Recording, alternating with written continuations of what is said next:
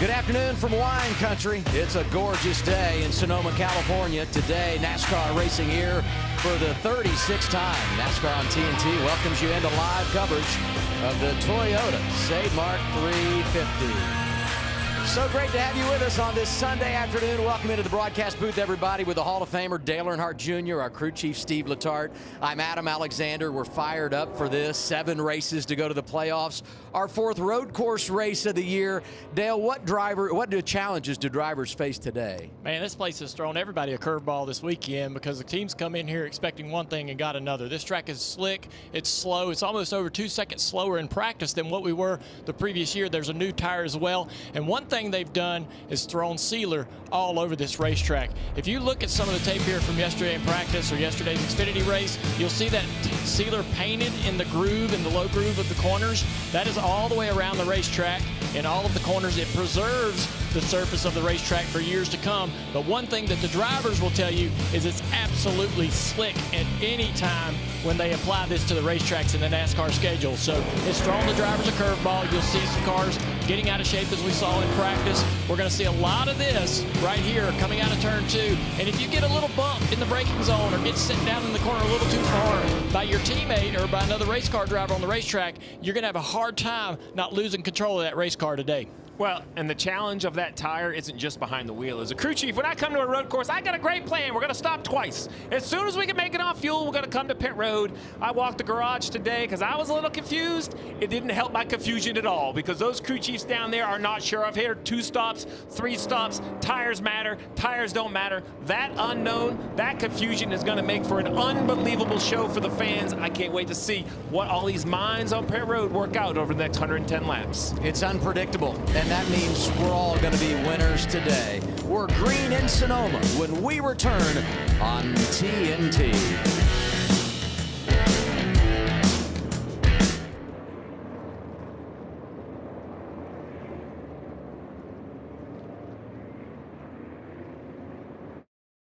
Twists and turns of Sonoma Raceway. Tucked into the rolling hills of Northern California, the Cup Series first came to Sonoma in 1989 and has been a staple here ever since. With its 1.99-mile layout featuring 12 technical turns, dramatic elevation changes, and relentless braking zones, Sonoma is a true road course test. It's not about top speed, it's about rhythm, patience, and precision. Drivers will tackle the sweeping S's in the infamous Turn 11 hairpin, where tempers flare and fenders bend. Sonoma Raceway demands a different kind of discipline. Fuel strategy, tire conservation, and restarts on narrow straightaways all add to the chaos. We caught up with AJ Allmendinger to hear about the madness of Sonoma. I mean, Sonoma, it's a really narrow racetrack, very elevated. It's tough to pass, but to me, it's one of the most beautiful places that we go to. You know, it's different now than all the years I used to go there when you would burn off the tires and the pace would fall off a lot. Now with the pavement, speeds were really high. You were almost qualifying every lap. But yeah, I mean, it's still one of the coolest places that we go to. In the 2024 Toyota Mart 350, it was California's own Kyle Larson who stole the spotlight. Michael McDowell and Chris Buescher kept the pressure on, but Larson's grip on the lead and the road course was simply too strong. With a perfectly timed green flag pit stop late in the race, Larson stormed to the front and never looked back, claiming his 2nd career win at Sonoma and 3rd victory of the 2024 season. Who will speed to the finish and take home the trophy today? Engines are firing and the green flag will wave shortly. Let's tune into the action.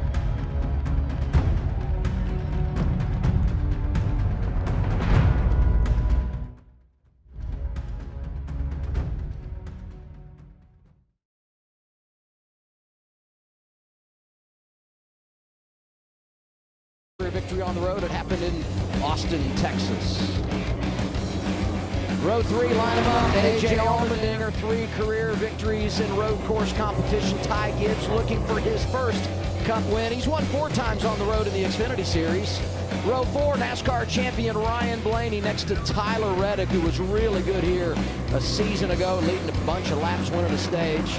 Christopher Bell in row 5 with Alex Bowman, both victorious on the road in their career. We go outside the top 10, row 6. Kyle Larson's won twice here in Sonoma. Zane Smith, still a part of the in-season challenge, had a really good car yesterday. Chris Buescher, top 5, last 3 races here in Sonoma. Chase Elliott, 7 career victories on the road. And in row 8, let's highlight Michael McDowell. And let's talk to him. Michael, this guy's in the booth. You got me? Michael McDowell, the guy's in the booth. You got me? Yeah, 2-4, I got you. Hey, bud, this place kind of threw everybody a curveball, been a little bit slicker this weekend than it was last year. What's your experience been so far? Yeah, definitely threw us for a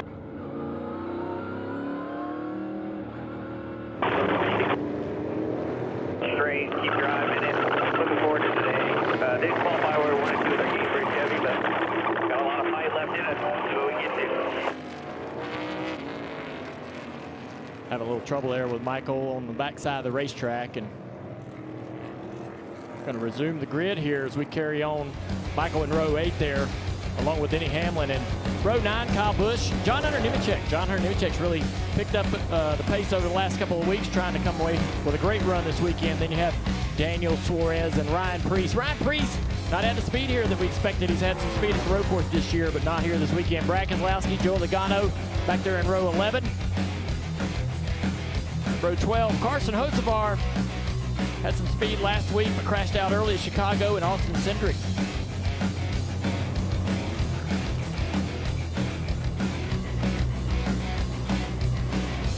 Row 13, Josh Berry, Ty Dillon. Ty still alive in the bracket. We're coming up on the green flag here. Front row, Shane Van Gisbergen, Chase Briscoe. Gorgeous day here in Northern California. Green flag is out at Sonoma.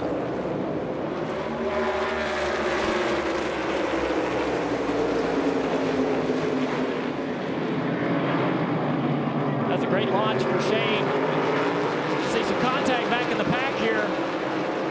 A lot of a chain reaction on the braking zone, rolling up to turn 2. Watching the cars now through turns 3 and 3A up over the hill. Orange number 1, Ross Chastain, jumping in front of that red-white 54 Ty Gibbs for 4th. Down to turn 4. Big time braking zone right here. An opportunity to try to make some passes into turn 7. A lot of people get turned around right here. A lot of bent tempers by the end of the race in that corner. Not sure how long 3 wide will work coming out of turn 7. Still some disagreements for position down through the S's. That's not the place to do it. A runoff could have big consequences. Now into this flat, sweeping turn 10, and then the first time into the 180-degree turn 11. Oh, yeah, but 17 off the racetrack right there. We're going to see that a lot off of turn 10. That's going to draw a ton of dirt down into the braking zone of turn 11. And it's also going to make the entry to pit road a little nasty as well as we get on into this race.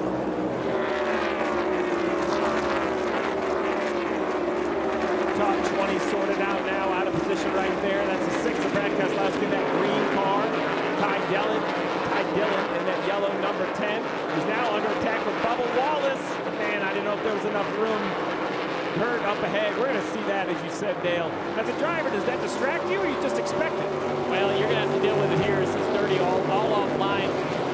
On all of the runoffs to this racetrack, it's dirt. 77 of Hocevar now to the inside of the 23. So Bubba couldn't make that pass. Oh, big contact right there. Hocevar overcorrects into the door to 23. Now he's under as well. Yep. Now he's under attack. Noah 3 wide on the inside of Bubba. Bubba's struggling right here to get going. Look at these 3. You've got Gregson, you've got Hocevar, you got Ricky Stenhouse Jr. I would say aggressive, aggressive, aggressive. So down into turn 4. It's tough to make the pass here. You see the curb upset the 77. He doors Bubba pretty hard, and that allows the 4 to try to make a pass as well. Now Bubba's back under the attack on Ty Dillon right there on the 10 in the braking zone. He closed the gap to the 10 really quick on the backside of the racetrack. Still by 3 out the back. This is our Xfinity mobile onboard camera riding with Bubba Wallace. Turn 1 up the hill to turn 2 at Sonoma. That's where Bubba tried to make the pass earlier, diving to the inside. Stays in line right here. trying to get the power down right here. It's really, really hard down this hill. You drive the right front hard into the bottom of that hill in turn 3 and try to get the car to change direction to be able to get through 3A. He's just worrying the 10 right here, trying to get him, make a mistake on the exit of that turn 4 to set up a pass down here.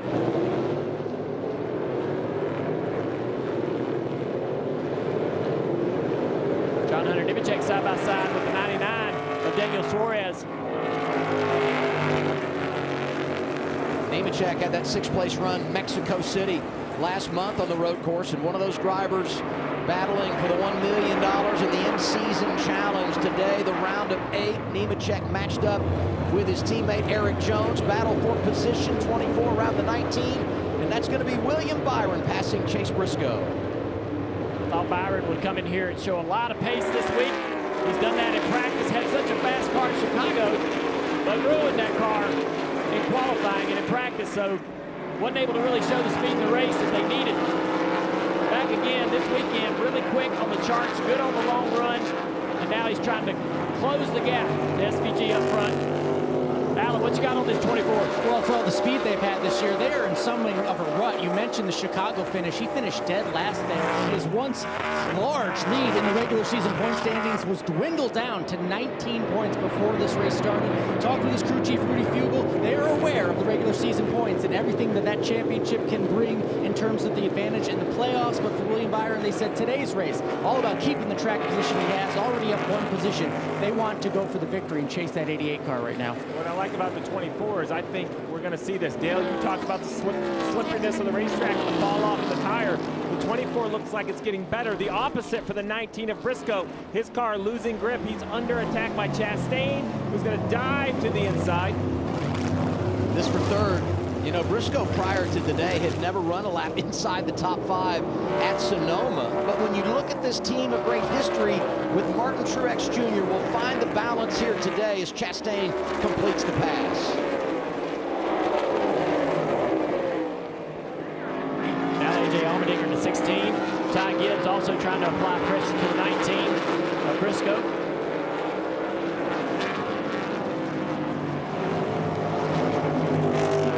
Get a good run out of this corner right here, but you just want to put pressure on the driver in front of you through 4. You're not really trying to make a pass in the braking zone there. You want to make the pass in the next corner down here in turn 7. Trying to get through 4 and out of 4 quickly so you can do this right here. Fade to the inside. Try to outbrake your opponent. Turn 7's a great opportunity to do that. Now you're setting up that same opportunity to pass all through these S's. All through here. Nobody's really trying to make passes here. You can. Somebody makes a massive mistake, but you're trying to set up the opportunity all through these corners for another opportunity at the passing zone of turn 11.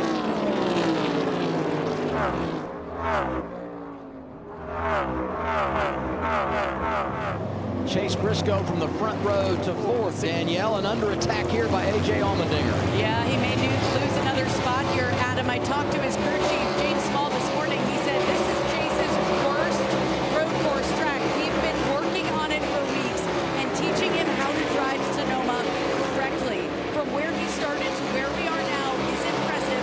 I told him to settle in. They keep saying that on the radio. Settle in, manage your tires, and be patient. It's early. It's easy to be patient, you know, when you're in the hauler talking about it or on the radio. Much harder when every corner you exit, Dale, you look in the mirror and the guy behind you is closer. That 16 car of Allmendinger, I've been impressed really all weekend long. I thought he had a great practice. He sat on the desk. He sounded very happy with his cars, with Parker and Jamie during that qualifying session, and now it's showing here as he runs in the top 5. I feel like it's dangerous for the competition if Allmendinger's up there right now. Because if he doesn't have to come from behind and he's got the track position to play with, he can be very, very dangerous when you consider how good he is on the road. The word we used late at Chicago was physical, and we're already seeing it here today. Brad Keselowski racing with John Hunter Nemechek up the hill, and there is contact.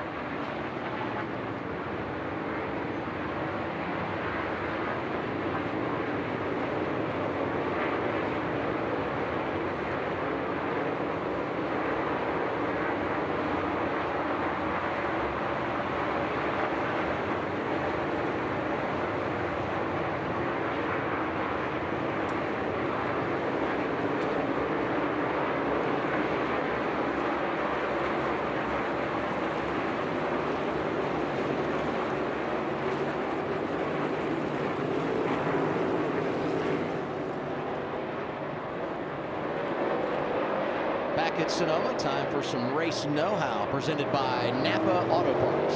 Yeah, one of the most important pieces of advice I ever got about road course racing was to stay on the pavement. That will serve you well throughout the day if you can stay out of the dirt. And the value of tires. We always talk fuel, fuel, fuel. Today, I believe that conversation is going to spin forward to those 4 Goodyear tires and having some fresh tires near the end. And we talked about the braking zones of 11 and 7, but how do you prevent the opportunity to make those passes? It's having the forward drive in these cars. Fighting forward drive off of turn 4, off of this turn right here with SVG. That's what you're going to need all day long, and if your team can improve the forward drive throughout the day, you're going to have a really good shot at having a great run. Stay on the pavement. It That's right. seems so simple. It's very obvious, but hard to do. Yes. And right now, no problems out front. Shane Van Gisbergen with a 1.3-second lead over William Byron, Marty. Adam Jr.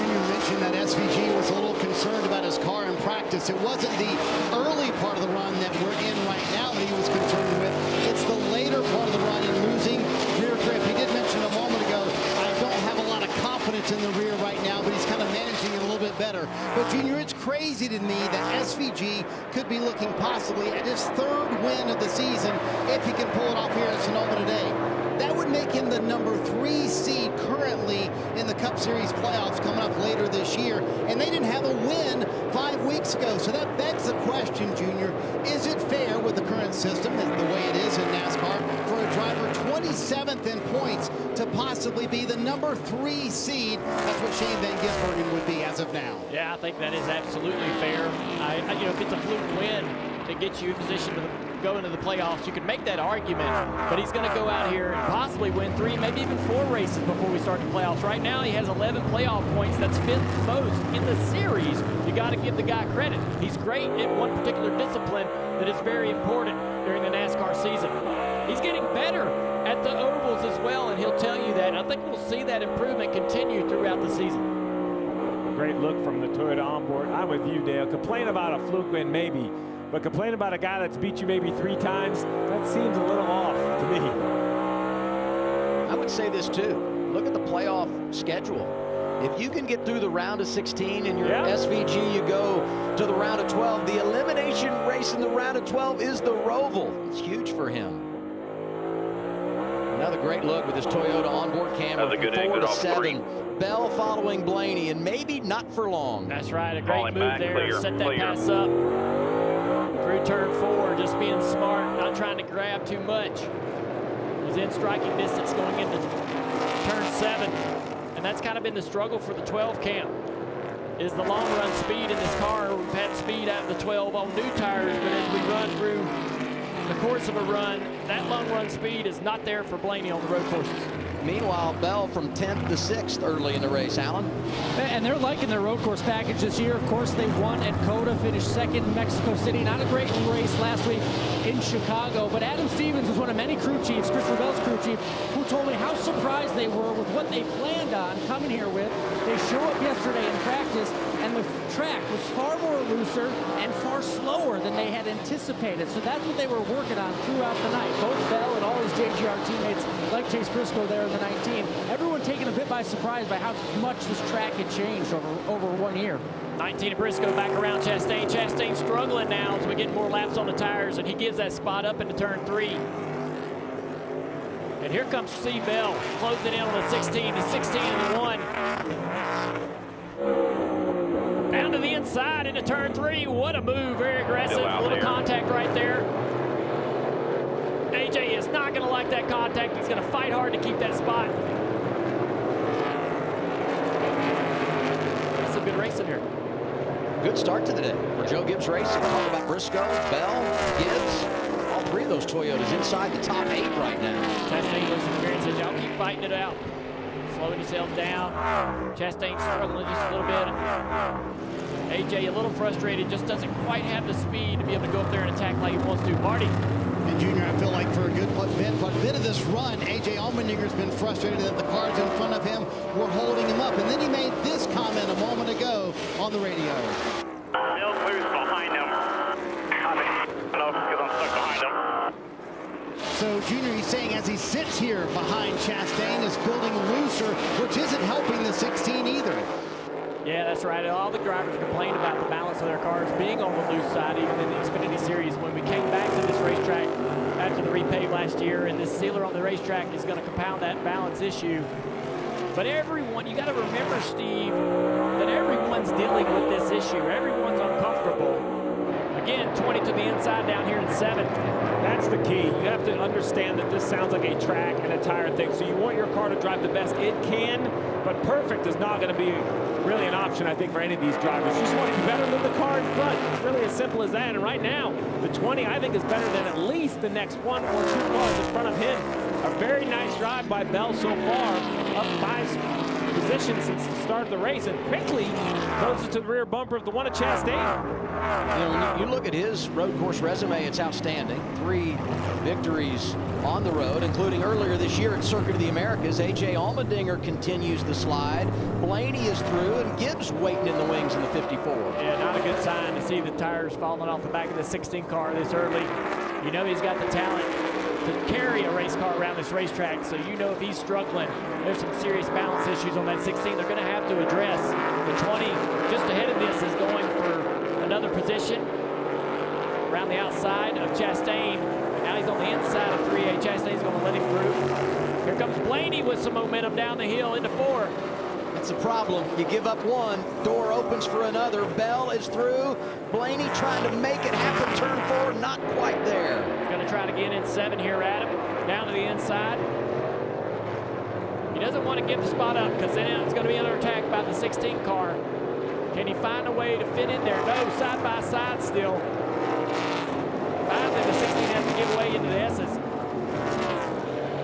I watched Chastain, and I feel like I'm at a football game, and I hear that defense chant. You know what I mean? Because he is doing everything he can to keep him behind him. Behind this, Ty Gibbs is coming as well as Reddick. Behind that 54, those 2 cars climbing through the field. Here comes the 16, trying to outbreak Chastain. Chastain with the block. A lot of great action over the years at turn 11. Allmendinger is there, but once again, slides in behind Chastain. Awesome battles right here, man. This track produces. Fun to watch these guys struggle. Chastain just not wanting to bleed off too many spots. Keeps fighting.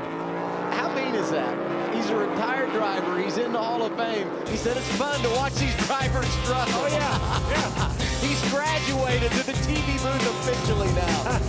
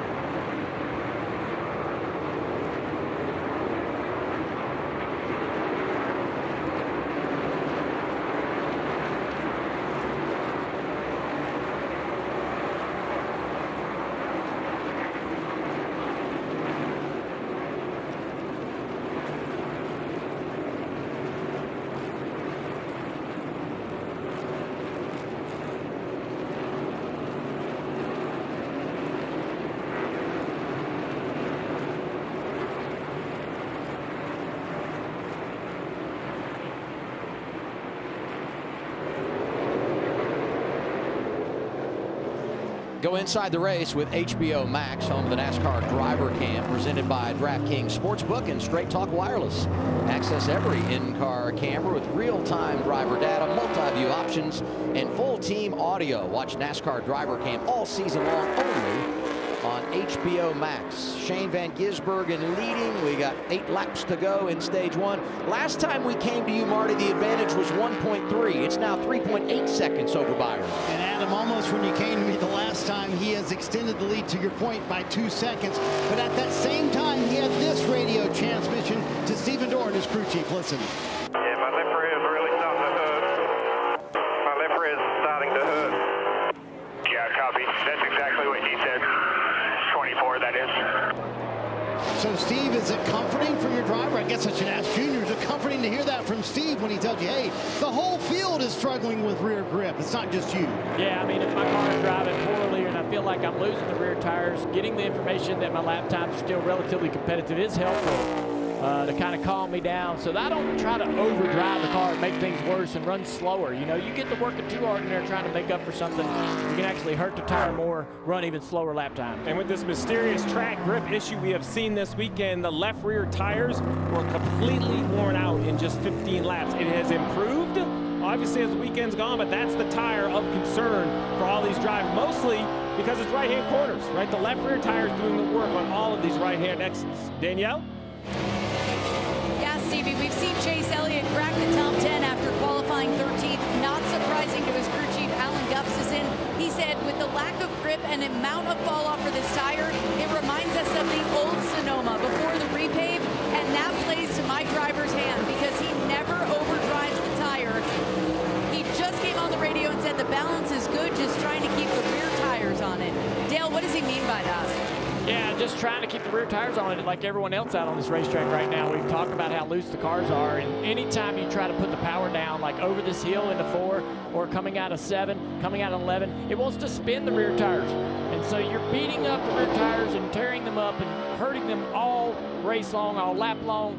And the guy that can actually try to take care of that the best is going to be the one that runs the best on the long run. The 5-car, Kyle Larson, is a big story right now, dropping a ton of spots. I'm not sure exactly what's going on with this car, but it looks like the balance has gone away tremendously. Watch right here.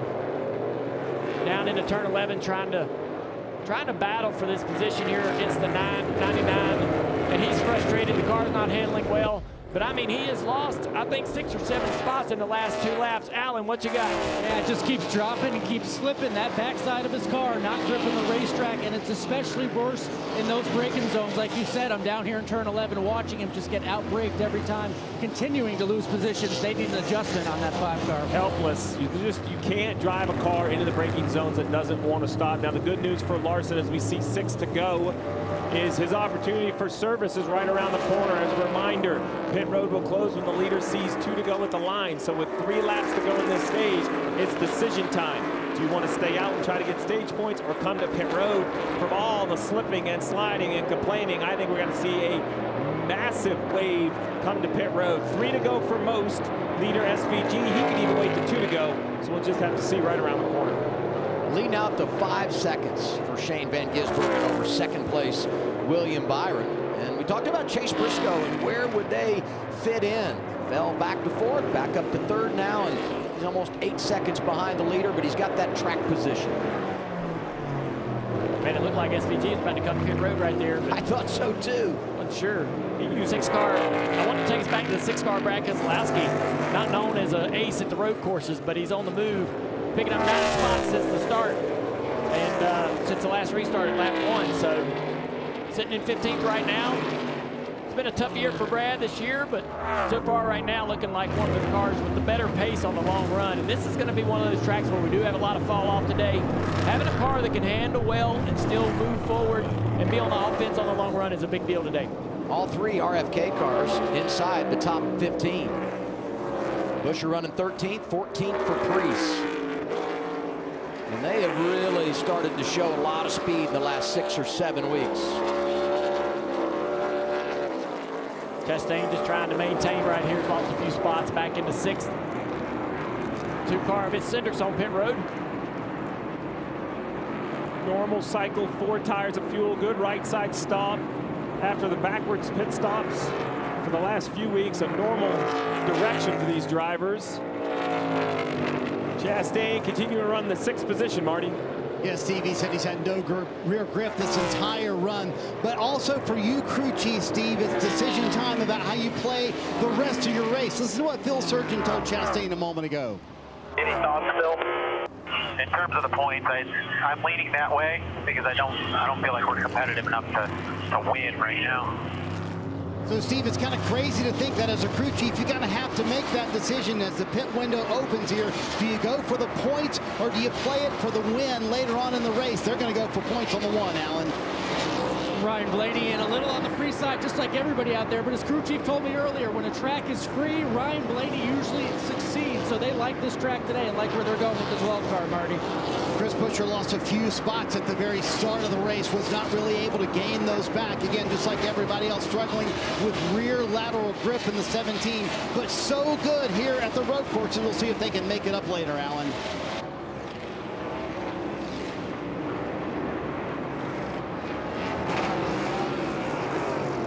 Kyle Larson among the cars coming down, getting service here.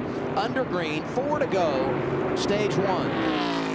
And as Steve said, we'll close the pit lane with 2 to go. And as far as most everyone is behind race leader Shane Van Gisbergen, you're going to have to make a pit stop with 3 to go. So Shane stayed out. Now it's the 24, 19, 20, and the 1. What will their decision be as they come down into turn 11? Will they come to pit road or not? There's a 20 of Seabell on pit road. Alan. Yeah, Christopher Bell up 6 spots in this first stint. Just at the end there, he said, I can tell my tires are getting bad. Small adjustment for the 20 car. 2 tires on the right, over to the left side. 4 tires stopping fuel for Christopher Bell on and off pit road. Host of drivers making pit stops. You saw him coming off among those in Tyler Reddick. Qualified inside the top 10. We talked off the top how good he was here a season ago, leading a bunch of laps, winning a stage. A.J. Allmendinger, who had slid back from his starting position, making his green flag stop.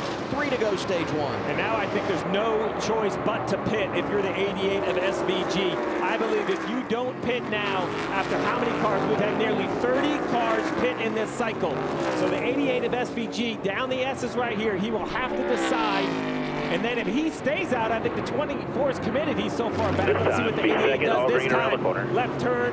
As we watch 88 pit behind him, the 24. That's the next story. 24-19. Will they follow the 88 on pit road? 88 is Shane Van Gisbergen. Started on the pole, strong to begin this race, and here he is making his stop under green. 2 to go on the stage, Marty. Yeah, Adam, you know, it's funny. I talked to Stephen Doran about this last week. He said at Chicago, if we were in a position to get a playoff point, we wanted it. He told me today, this week here at Sonoma, we cannot give up the track position. It's not worth the playoff point. SVG, just like everybody else, no rear grip in the car, so 4 fresh Goodyear tires before the end of stage 1. Seeing our pylon. You ready? Meyer made his pit stop. You saw where Briscoe did as well. There you see those 2 on pit road trying to get to the end.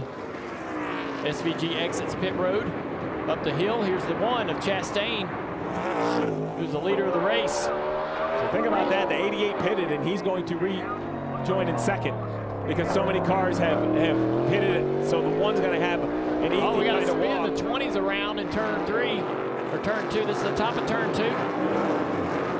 Oh, and he pulls up in front of AJ. AJ smartly slows the car down.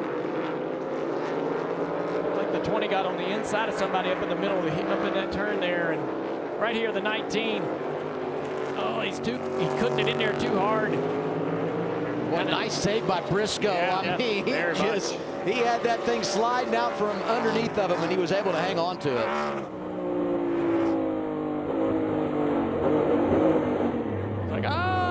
Sorry. That's what I was going to say. I'm so sorry. That's it. They'll talk about that in the meeting. Now to the final lap of stage 1. If you spin yourself out, is that like a, hey man, don't be mad at me? Sorry, you know. It's remarkable to me, and you talked about Shane Van Gisbergen and where he is, and it just just speaks to the way that, they played the game and how many guys made their pit stops. But Chastain is the man in control of this race. And coming off of turn 4, final time, stage 1, Marty. Yeah, Adam, just want to revisit that radio with Steve and just kind of get your perspective on the decision here by Phil Surgeon. I think it was interesting when he said, we don't have a car that can win the race, so take what we can get. They're going to try and take this playoff point by winning the stage and the 10 stage points that go with it. What do you think about that? I think it's genius. There's going to be a group of people happy leaving here. One will be the race winner, and the other will be 4 or 5 cars that score 35 to 40 points. That's an amazing day at the road courses. Chastain is on pace to do that. Another car worth talking about, though. He's 21 seconds back. Look at the pylon. 3rd place, Bubba Wallace. We keep talking about the playoff situation. Bubba Wallace qualified poorly. This is finding a win inside this race here today. If he can hold on the last little bit, this is going to be a big thing as you see the one wins the stage. Ross Chastain takes the opening stint of the race here at Sonoma. Here's Bubba Wallace trying to get in the braking zone. Going to get in the back of the 88 of SVG. Yeah, this for second. Wow. Impressive. SVG's just trying to get around here and keep the tire on the car. He's trying not to run hard. That's right. Burn up the tire, and Bubba's like, I'm going to take the spot. Yeah. Accomplished. But you talk about Bubba Wallace, who was 6 or 7 spots behind Ryan Preece before the green flag cycle. Preece pits. Bubba Wallace does not, and he helps himself in relation to that playoff cut line.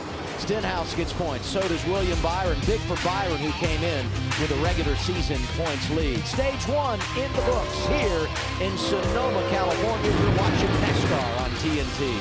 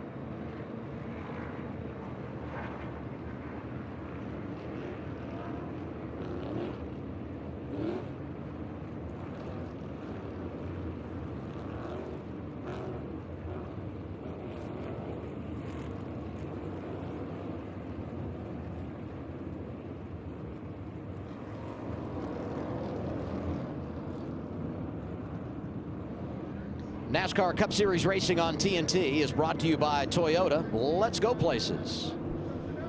Burger King at BK, have it your way. You rule. And by Progressive. Save when you bundle motorcycle, RV, and boat insurance. Visit progressive.com. Nice Sunday afternoon, Sonoma, California. Cup Series cars racing for the 20th time in 2025. DraftKings Sportsbook is your home for live betting, and new customers can bet $5 and get a $150 in bonus bets instantly. Download the app and use the promo code SPEED when you sign up. One of Chastain. Now, you know, there's some math that says he could stay out, but like we were talking earlier, the tires are so important. I believe all these cars that haven't pitted will come to pit road. That'll be the one of Chastain, 23 of Bubba Wallace, Ricky Stenhouse Jr., Ty Dillon. It's just to show you how much speed a few of these cars have. The 88 and the 24, you know, they scored all those stage points. They had a big gap, and they were aided, as you pointed out, Adam, that so many cars pitted. So, you know, pit cycle pretty fast and furious, and now all these cars will just come in here under yellow, I assume. Now they have, like I said, they could stay out, but that would be a very aggressive call. No, there they go. But it's just part of our thought process. If you flip the stage, you're giving up points. Yeah, right. Those guys didn't. I mean, it's remarkable what they were able to do today. The SVG gave up 1 point and 1 playoff point because he would have won the stage. But now you see all these cars staying on the racetrack on the left. That's a great visual to show you how many cars these guys will now line up behind, Alan. And the pre-race plan for Bubba Wallace was get stage points as you could. He says it's great in single file, but he has nothing for him in the turns. They're going to make an air pressure adjustment on and off for Bubba Wallace, Danielle. Second can of fuel going in for Ricky Stenhouse Jr. Mike Millie just said this is going to be a bang-bang stop. We want to fill it with fuel. Ricky, get out of here after finishing fourth in stage one. Got a lot of points there, Marty. Ross Chastain and Phil Surgeon playing the points game. 10 in the bank, plus a playoff point as well.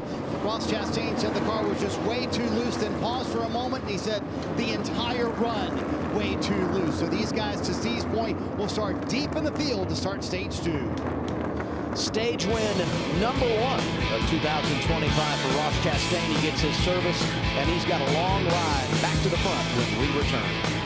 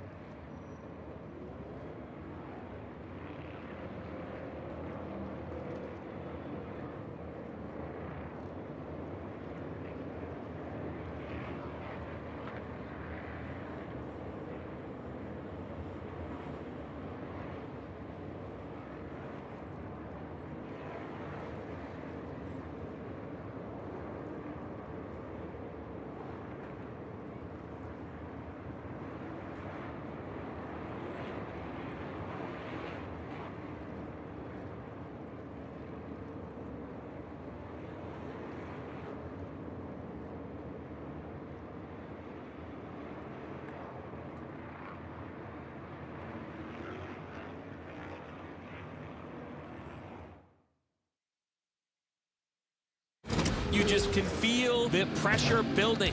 The race within the race. Survive in advance. For any of these drivers to make it, you're going to have to continue to knock off some big names. I just knocked your favorite driver out. It's going to be all take and no give. Everybody sees opportunity. This thing is going to be wild.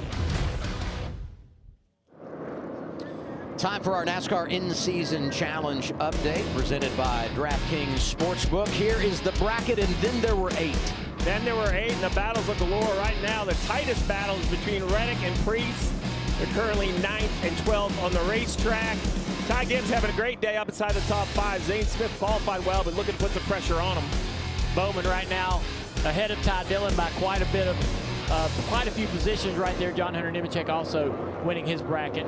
I love this because all these guys are outside the top 12 in points. So one of these could really, winning this bracket could make their season.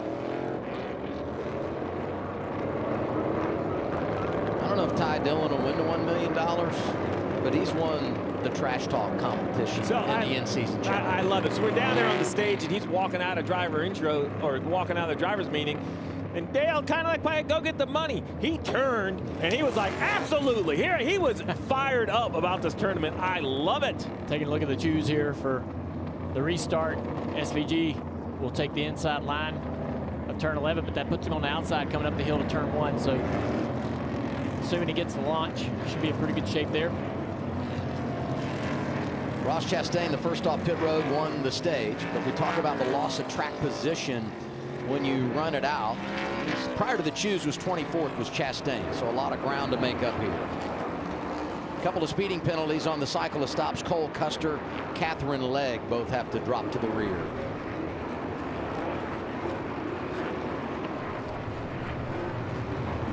Anxious to watch William Byron starting side by side with Shane Van Gisbergen. 88, the control car as we begin stage 2. And the field approaching the restart zone, presented by Echo Park Automotive.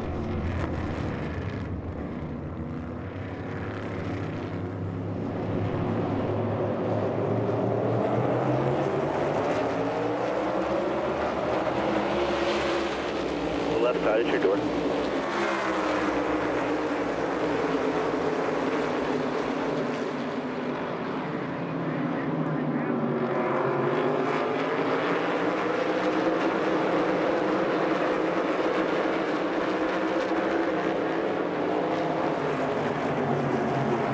Orderly.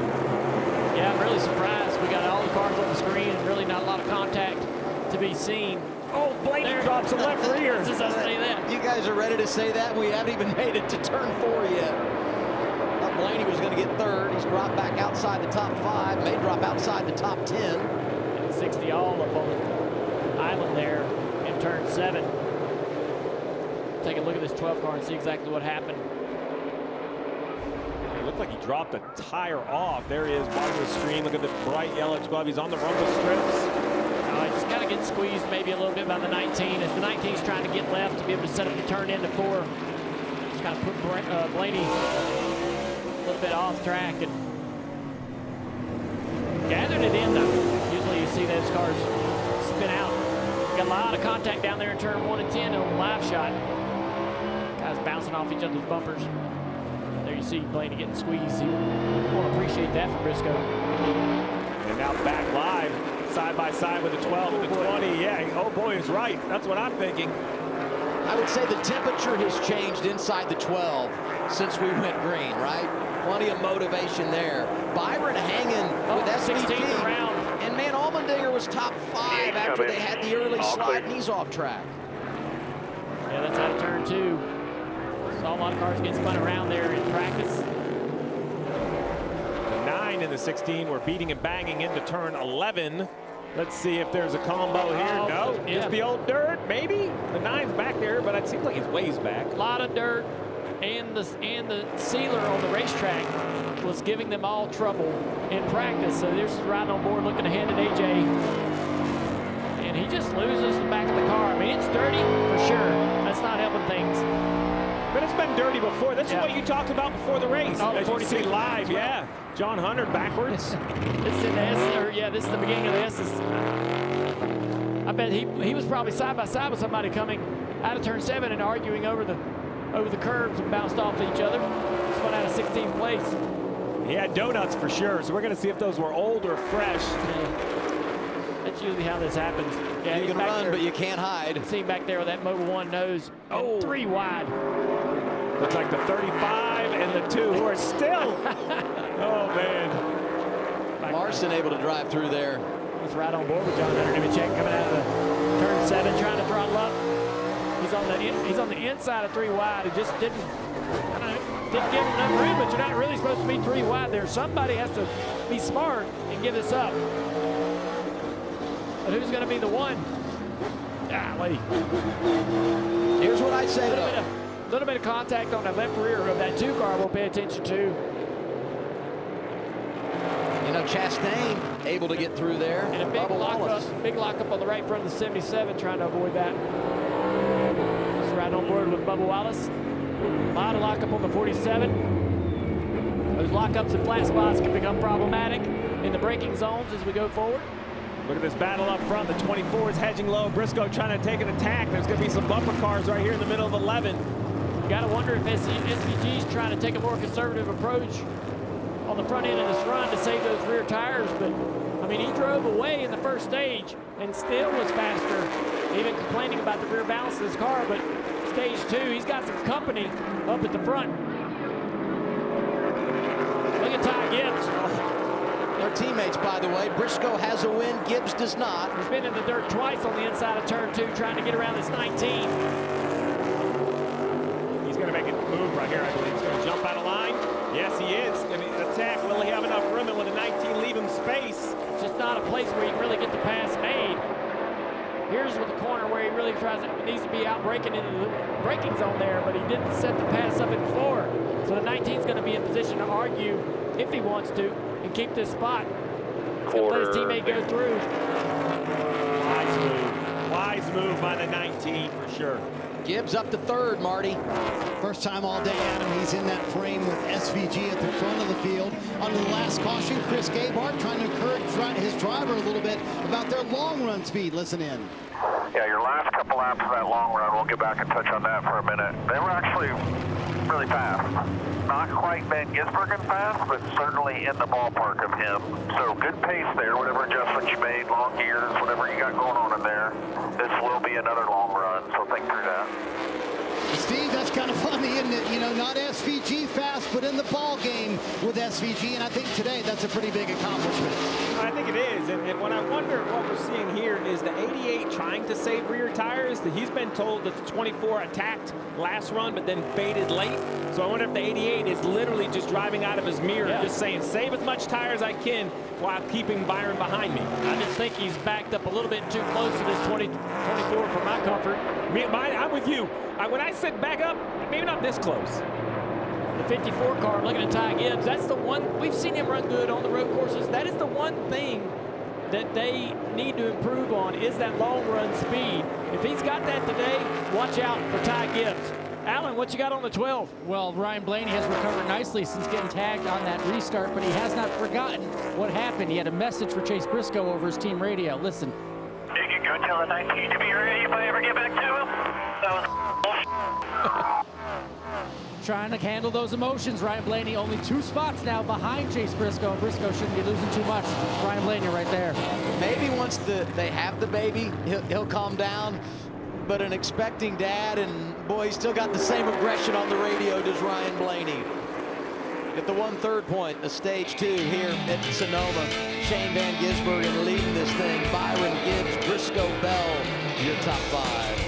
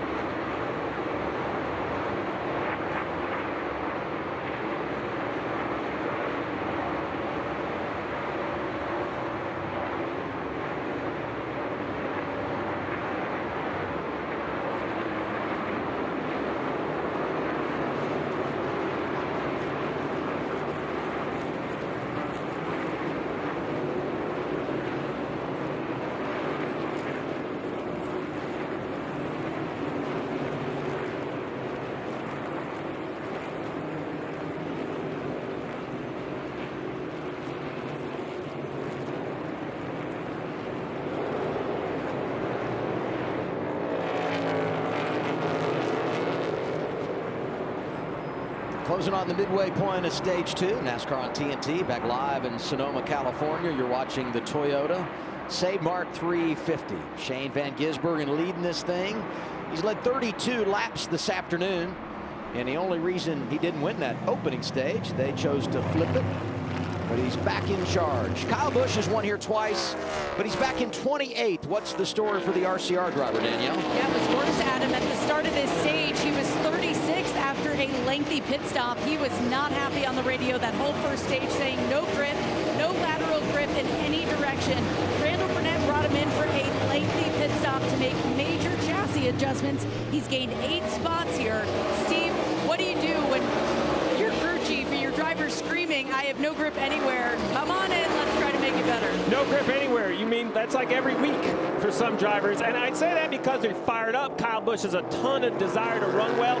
He's been patient publicly. I'm okay if he's losing his mind on the radio because he cares. But look, big adjustments, +8. That's what Danielle just told us. That's heading the right way. Look, Kyle can easily light this on fire in the media, and he doesn't. I'm pretty impressed with what he's doing. Disappointing for him because they've been so good on the road courses. You know, a couple of top 5s this year racing on the road. You talk about veteran drivers frustrated. Kyle Busch, Denny Hamlin in that same category. Yeah, Denny lost a few spots right here, getting off the racetrack with the 7. Denny's back in the back of the field, struggling with the balance of the car as well, riding on board with Kyle Busch during this accident. They just get up over the hill and lose the back of the car. Look how dirty the racetrack is. And that's from the 54 Ty Gibbs and other cars that have cut the inside of that turn in turn 2. And you come up over that hill, it's blind, you don't know any of that's there. You end up sliding through because you drive into a corner you think's clean. Same thing down here in turn 11. All that dirt is getting drugged down into the entry of this turn, into the entry of the pit road. You got to be aware of that, adjusting your braking zone and how hard you charge into these corners. But you know, that was a tough issue for the 11 in turn 2, but he doesn't have a very fast race car today. They're going to have to work on it. Right behind them. Oh, now you see the leader has everyone stacked up. We have the 88, 24, 54, 19. I'm surprised at how they've been able to stay in close proximity of the 88 of Shane Van Gisbergen up to this point. Just makes you wonder how hard they're running out there out front, Marty. Yeah, Dale, I asked Stephen Dorr, the crew chief for Shane Van Gisbergen, hey, is he just pacing himself, trying to save the rear tires? And he said, yes, there's been no official radio communication about that, but yes, he can see that from their stage 1 pace to their stage 2 pace. But then Shane had a very interesting question about William Byron. Listen to this radio. Is there still a tire pressure difference this stint? Slight difference, but a lot closer. They came close to where we started.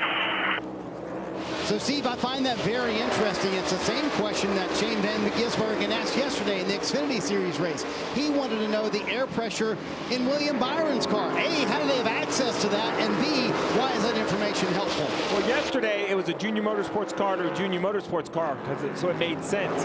This, while they are 2 Chevrolets, I'd be shocked if that's the information they're all sharing. If they are, I would not operate very well inside these parameters. I think you're starting to share maybe too many ingredients of what makes the suit magical. But why does it matter?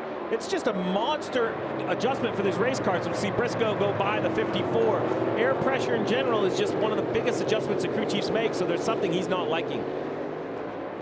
Alan, what about the guy running second, William Byron? Well, he's hanging on to the bumper of that 88, and they made those rears better. Everyone was talking about the lack of grip. And William Byron says the rear of the car is much better now. It has to make the front better now, right? Affecting one side of the car, affecting the front. That's what the improvement that he wants, but he's hanging there with Shane Van Gisbergen.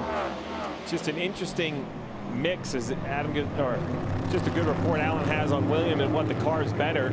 But, I mean, look how many cars are in line. I mean, just look.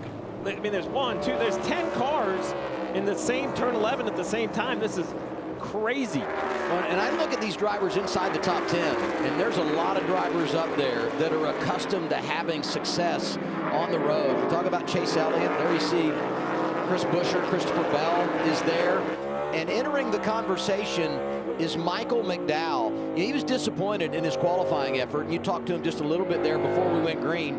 On board here, courtesy of HBO Max. But man, McDowell is up to 9th and starting to put himself into the game. 2nd here a season ago. Yeah, he's trying to close in. He's got good speed in this car. Need a little bit of track position. got to work some magic during the stage breaks or before flipping the stage, be able to try to advance him forward so he can go up there and try to challenge. Right now, all the people are on the same plan. The yellow is really where the real intersection is going to come. We have yet to had one that ran pretty clean yesterday. On board Busher right here, this buildsubmarines.com. It's turn 10. I think it's underrated how easy it is to just get left right there. And then you see those white jersey barriers. You don't get too far left and you can have a big issue. Oh, he drives down in there. The 12 moves up another spot as we see right out in front. Blaney has passed the 20 of Christopher Bell, and now he's passed Ty Gibbs. And now up to fourth. Now he's behind Chase Briscoe. Yeah. A little bit of ground, but we remember the radio. You tell him if I get back to him, I remember what happened. Maybe that yellow I was saying we didn't have. Maybe Blaney's trying to get his way back up there and deliver one. Gibbs would be okay with that, I think, even though it's his teammate involved. Gibbs needs to win. So just to put it in perspective, 5th place is 5 seconds closer to the leader than he was last stage. So the whole field is condensed for sure. For less than 5 seconds now separating the top 9. That was not the conversation we were having earlier. Briscoe. And look at Briscoe. He heard you. Yeah, he did. He checked that mirror. He's like, I got to go. Blaney's coming. Van Gisbergen leading, Briscoe now second, Byron, Blaney, Gibbs, your top 5, 14 laps to go. It's stage 2, and it's a beautiful day at an awesome racetrack.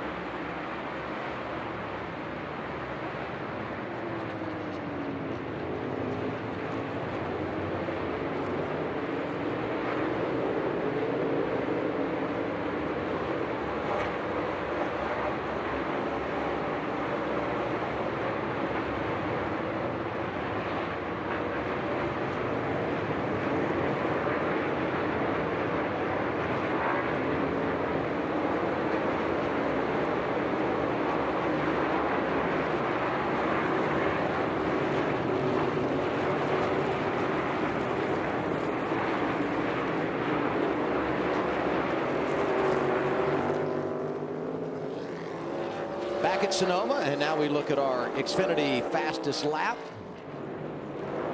Surprise, surprise. Shane Van Gisbergen, top of the board. William Byron is there, and Ryan Preece doing it again in the 60. Having a good day, coming off his best ever finish on the road last weekend in Chicago, Alan. He is, and there was a time you would not pick Ryan Preece as something of a road course ringer, but it's been a nice slow progression. He qualified second in Mexico, had a nice comeback in that race. As you said, 7th last week, his best finish ever on a road course there, and now he's driven up 10 spots already, and he told the team, we made great changes overnight. If we have long runs, we're going to be really good, Danielle. Well, Alan, Tyler Reddick right now is running in the 11th position. They said go back to where you were on brake bias because we are getting beat on exit. Tyler would love $1 million to win the in-bracket challenge, but right now I think what he wants a little bit more is a win to lock himself into the playoffs. I asked Billy Scott, what will it take to beat SVG? He said something like last week at Chicago where we had a tire advantage on him, or we can beat him if he makes a mistake. Yeah, they were one of those drivers and teams at a crossroads on strategy. They said, let's bring him in, put him on offense. I like that with Reddick.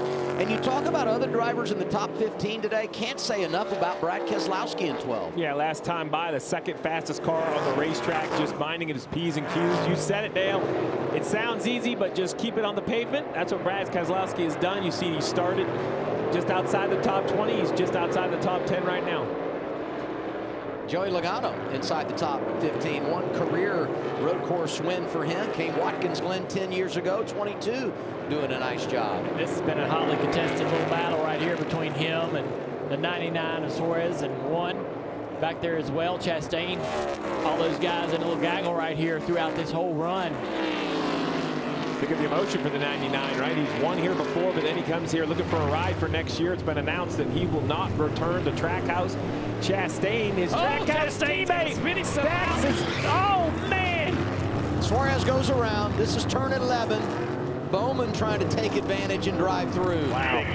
His own teammate. It was a stack up, obviously not on purpose. I'm going to have to take another look at it, whether Logano kind of checks Suarez up. No, man, that was, Suarez saw the block, or saw the, the dive bomb of the one. One's trying to outbrake his teammate, right? So the one's going to fade to the inside here to outbrake his teammate. Suarez says, nope, I'm going to block that. And they are just both overcommitted.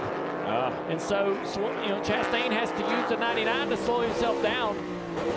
And that's going to send, 54 almost missed the corner too. The replay of him struggling with his car in the braking zone. I see what you're saying. The 99 dive bombs, and he's going so much faster, that's full commitment. And when his lane's taken away by that 99, his only option is to hit him. Yeah. Man. That's frustrating, and I wonder, if there was a plan, if Suarez knows he's going to be there next year, does he treat him differently in that braking zone, right? But now that he knows, hey, you're not my teammate anymore. So I'm going to throw the block. I'm going to block you here.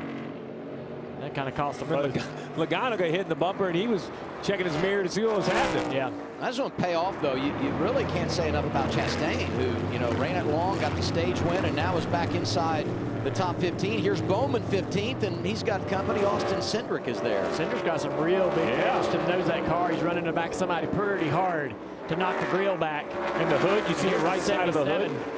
77 has been on pit road several times trying to fix that race car. Surprised at Hocevar and disappointed for him because of the speed that they showed last week in Chicago. And just, got wrecked early, couldn't pay it off. We saw him slide that tire really bad over there in 8A when they had this, the 42, I think, got spun around. I wonder if he flat spotted the tire and had to get to pit road. 5 of Larson trying to rebound from a pretty abysmal beginning of this race. He's now up to 17th in this 5 car. You see still struggling in the braking zone. The rear's locking up into turn 7. We get back to Zane Smith at the 38, one of our bracket contenders going up against Gibbs in the head-to-head today. Behind this 5 of Larson. Dale, you've said it. We're all a little quiet about the 5 numbers, but they have been cold over the summer. Yeah. This guy here, Zane Smith's worked really hard to get better and starting to show some of the flashes of what he could be. I really believe that, should this team get better or he find himself in a more competitive race car, he's got what it takes, got the talent to do it. Marty, what you got on this 2 car? Just to clean up where that contact came from. Remember John Hunter Nemechek spinning earlier in the race, Junior? Austin Cindric was the man who hit him. So when they had that big stack up, they were 3 wide earlier in the race. It was Austin Cindric, and that's the damage on the 2. That's more damage than I thought he got during that wreck. Might be hurting his 2 car. 8 laps to go, stage 2. We'll start thinking strategy. We'll break it all down for you when we return on TNT.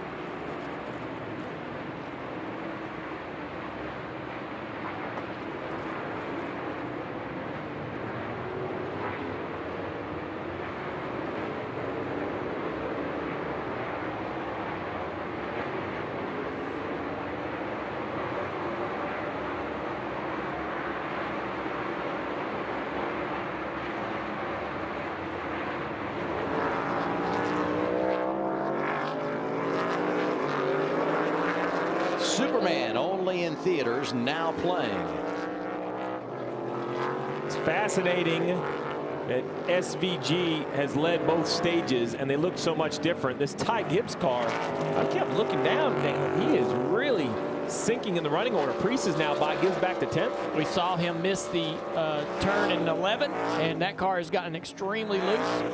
We just lost another spot there to Priest, dropping all the way back to 10th. Marty, what you got? Yeah, Junior, hard to believe Ty Gibbs was running third earlier in the stage, all the way back to the 10th position right now. Chris Gabehart said, I can see it on SMT. When you go back to the gas, the rear end just wants to snap around. Everybody else is not doing that, so they feel like they didn't go far enough to tighten up that 54 car. It was interesting to see so many people having balance problems. But this new tire that they brought to the road course this year, Steve, has really been a big gain in terms of making these races more dynamic. Adam's laughing because he knows where I'm going. I went and saw Alan Gustafson today, and he goes, well, we went to Dakota, and the cars had no grip. Everybody says because the track was changed. Then we went to Mexico City, and everybody had no grip, and everybody said it's because we were 7,000 feet. He goes, now we're in Sonoma, and we still have no grip. He goes, I'm starting to believe it's this tire. And I started laughing. How long is it going to take us to figure this out? Even to me, he goes, I didn't think that was the case on Thursday, but standing here on Sunday, I'm starting to really think it's a tire. Hey, just a reminder that Chris Buescher, all he does in the next gen era is finish top 5 at Sonoma, just quietly drives up there. Here he is 5th with 5 to go in the stage. It's just like clockwork, Marty. Adam, it truly is with Chris Buescher, not only on all the road courses, but especially here at Sonoma. His worst finish last 3 races here, 4th, and he has done it in workmanlike fashion today. Remember, he got knocked off the track very early in the race. He's methodically worked his way up through the field, making genuine passes, and just told Scott Graves a moment ago, Steve, you love to hear this as a crew chief. No changes, very happy with the car. No changes, very happy. 5 to go, coming to 4 to go. Pit road is going to become a very busy place. SVG keeping the field condensed tells me that this is basically going to look like a yellow flag pit stop. As crazy as it sounds. There you go, a couple have peeled off. Here comes Reddick, so there's trickling in. Just in case a yellow comes out, you get your pit stop done. 20 in front of you, Alan. Great recovery for Christopher Bell. Remember, he had that incident out there on the track, was able to drive back up. Not good on the long run. He says the car needs longevity. 4 tires, adjustment in fuel for Christopher Bell, Marty. Speaking of terrific drives, how about Michael McDowell? Started 15th today and just slowly worked his way up into the top 10. Travis Peterson told him in the middle of this run, with the pace you're running right now, our playbook can maybe be a little bit more open in stage 3. Stay tuned for that before Fresh Goodyear's going on right now. I like that combination of numbers, 7 and 1. Both McDowell and Buescher really impressive in this race. More pit stops in front of you, Danielle. Alex Bowman is in now. 4 tires, fuel is the call, wedge and air pressure adjustments. That's what Blake Harris told Alex Bowman. Pit road is busy, leader on the racetrack, so he might stay out because he could come at 2 to go. No surprise if he stays on the racetrack. What do the next do? 19 feels he's close enough. He can pit with 2 to go. These guys probably have to make a decision. All right, William Byron, he comes. Buescher chases him. So they're going to come around and see who comes down pit road. This is slippery right here. Look at Buescher right up on his bumper, all the way to the yellow line, trying to give his team an advantage. Alan. Yeah, the 24, William Byron, just fading there on the long run for the first time today. He told the team, look, it's not super pretty. I've just been trying to hang on. That's what he's been doing with 4 tires for William Byron, Marty Snyder. We just talked about Chris Buescher and the impressive run here in stage 2, trying to keep themselves in the game to maybe compete with SVG for the win, much like they did Watkins Glen last year. Again, Buescher said on the radio, don't want any changes here, just 4 fresh Goodyear tires, pitting with 3 to go in stage 2. I was nervous for Buescher there because when they came in, they came across the yellow line where they start tracking pit road speed. It almost felt like he was accelerating. Maybe an optical illusion, but I was concerned. You see these drivers now creeping into the top 10.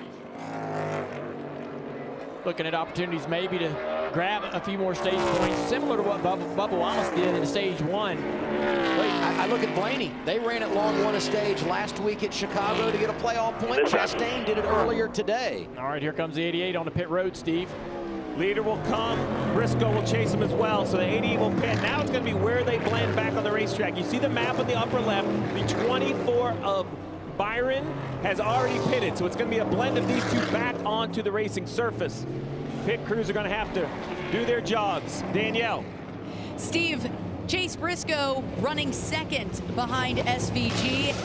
The team asked him a few laps ago for a check on the balance. He said, balance is good. I do need more forward drive. They said, okay, we'll give it to you, but you have good pace and good rhythm. Keep it up. Danielle coming to 2 to go. Shane Van Gisbergen comes to pit road. Steven Dorn making the call here. And it's interesting because stage 1, SVG talked the entire time about how the car went way too free during that run. On this run here in stage 2, not a mention about the handling of the car. I think there's way more potential in that 88. Oh, you see those guys blend off pit road. Here comes Buscher and Byron, so they will leave pit road in front of Buscher. Even Blaney will jump out. I wasn't sure how that was all going to cycle around. Riding on board with the 17 of Buscher.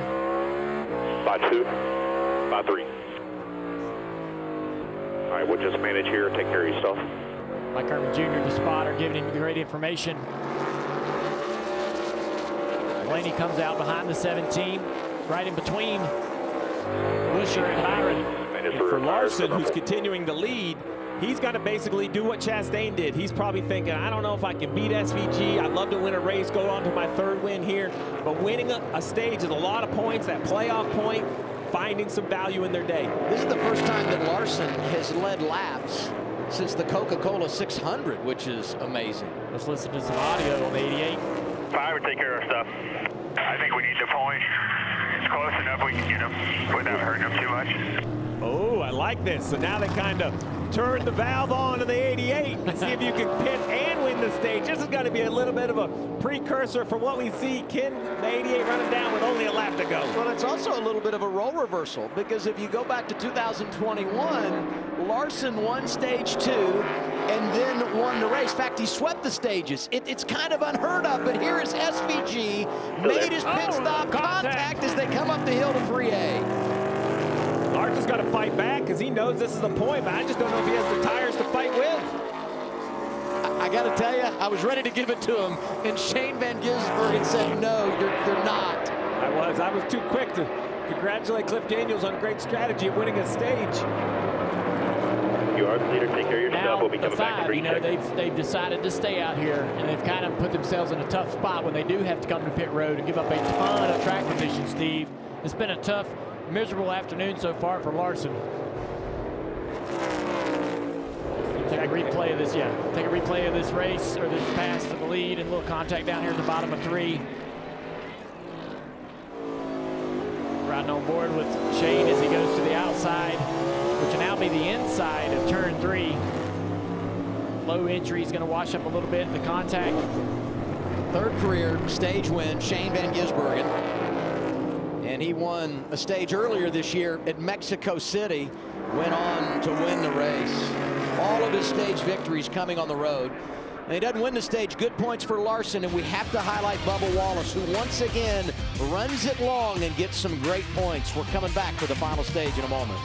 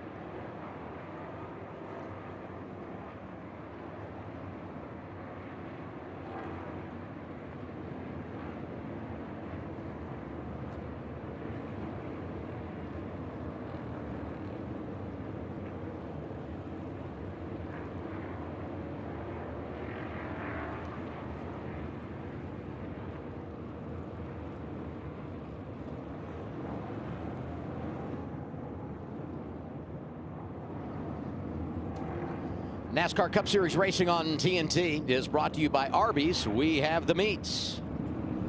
Chewy for life with pets. There's Chewy with everything. And by Straight Talk Wireless. Real unlimited data for fans of fast. Official partner of NASCAR. Today, road racing for the second consecutive week. Next weekend, we're heading to Dover for the Monster Mile. ARCA Friday, 5 Eastern on FS1. Xfinity busy day on Saturday. All the action on CW. Cup practice and qualifying Saturday on True TV at 1:30. Sunday, we've got the Monster Mile coming your way on TNT, and we can't wait for it. Napa onboard camera looking driver Chase Elliott. Winner a couple of weeks ago. His home track Atlanta Motor Speedway. I should say Echo Park Speedway. Yeah, come on. I know. Oh, look at that. Yeah, let's see right here. I'm going to do a little drawing. Dale pointed this out. Check this out. We talk about the mirror all the time. There's a perfect example of the digital mirror that he's able to do. That's off the back of the roof. And basically looking back, and he has in a position, Dale, where he can just check that thing nice and easy. Man. It's too good. I think they should get rid of it. It's too good. I thought that was crazy the first time I heard, but I'm kind of with Dale. I think the art of blocking and stuff needs to be a communication with your spotters. You see now the cars coming to pit road who have yet to pit. Larson and Busch, Bubba Wallace, who you mentioned, got so many points. Alan? Yeah, just a rough day for the 5 teams. Still trying to find that rear grip with every adjustment. They're going to put 4 tires on it, keep working on it. They did get some stage points there. Bubba Wallace, a win for him so far. 15 stage points on the day. He said he lost all his left side grip in the last few laps of that stage. They'll try to put a fix on it, Danielle. Kyle Busch finished that second stage in third, wanted to get those precious stage points as well, Alan. And remember that last stop, it was a lengthy stop because Kyle was so unhappy with the car. He just told Randall Burnett, whatever adjustments you did then made everything better. It was so good, I wish I could have it again. You know, planning strategy at a road course is so challenging, but today it's exaggerated by the fact that Shane Van Gisbergen has been so strong. Larson wins the race off pit road, Busch and Wallace behind him. Final stage from Sonoma next.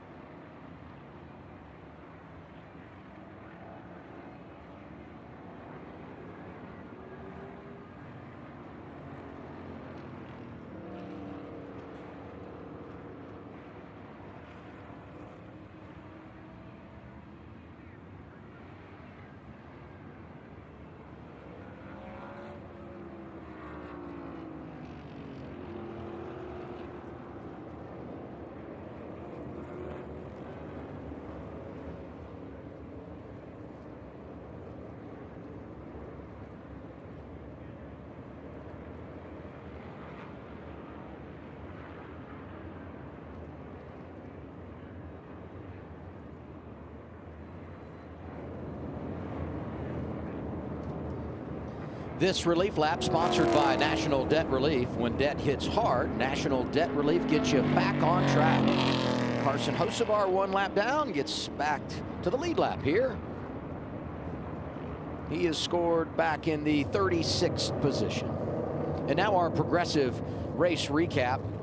Ross Chastain runs it long, wins the opening stint of the race. Shane Van Gisbergen, incredible pits and still wins stage 2. It's been a quiet day with that caution flag. That's rare when you flip a stage and still win it. So pretty incredible pace by SVG. Leading 53 of 58 laps, Shannon. Really incredible by SVG, putting on an absolute clinic. I want to talk about that 5 car, though. We've said Kyle Larson more in the last few minutes than we have in the last couple weeks. What do you make of what they just tried to do? Well, Shannon, it's obviously been a struggle, and he won this race last year. He's actually won it twice in the last 5 years. And I think back to the 5 car, they win at Kansas. He does that Indy doubleheader, and the 5 car has struggled by the standards that we hold them to. Only 1 top 5 finish since then. But the car that I think has a chance to beat SVG is the 19. I know that they said Shane was saving tires a little bit right there, but when I looked at those last 4 or 5 laps, the 19's pace was very similar. If he can get ahead of Shane right here and try to get control of this race, I think he's got a shot at it.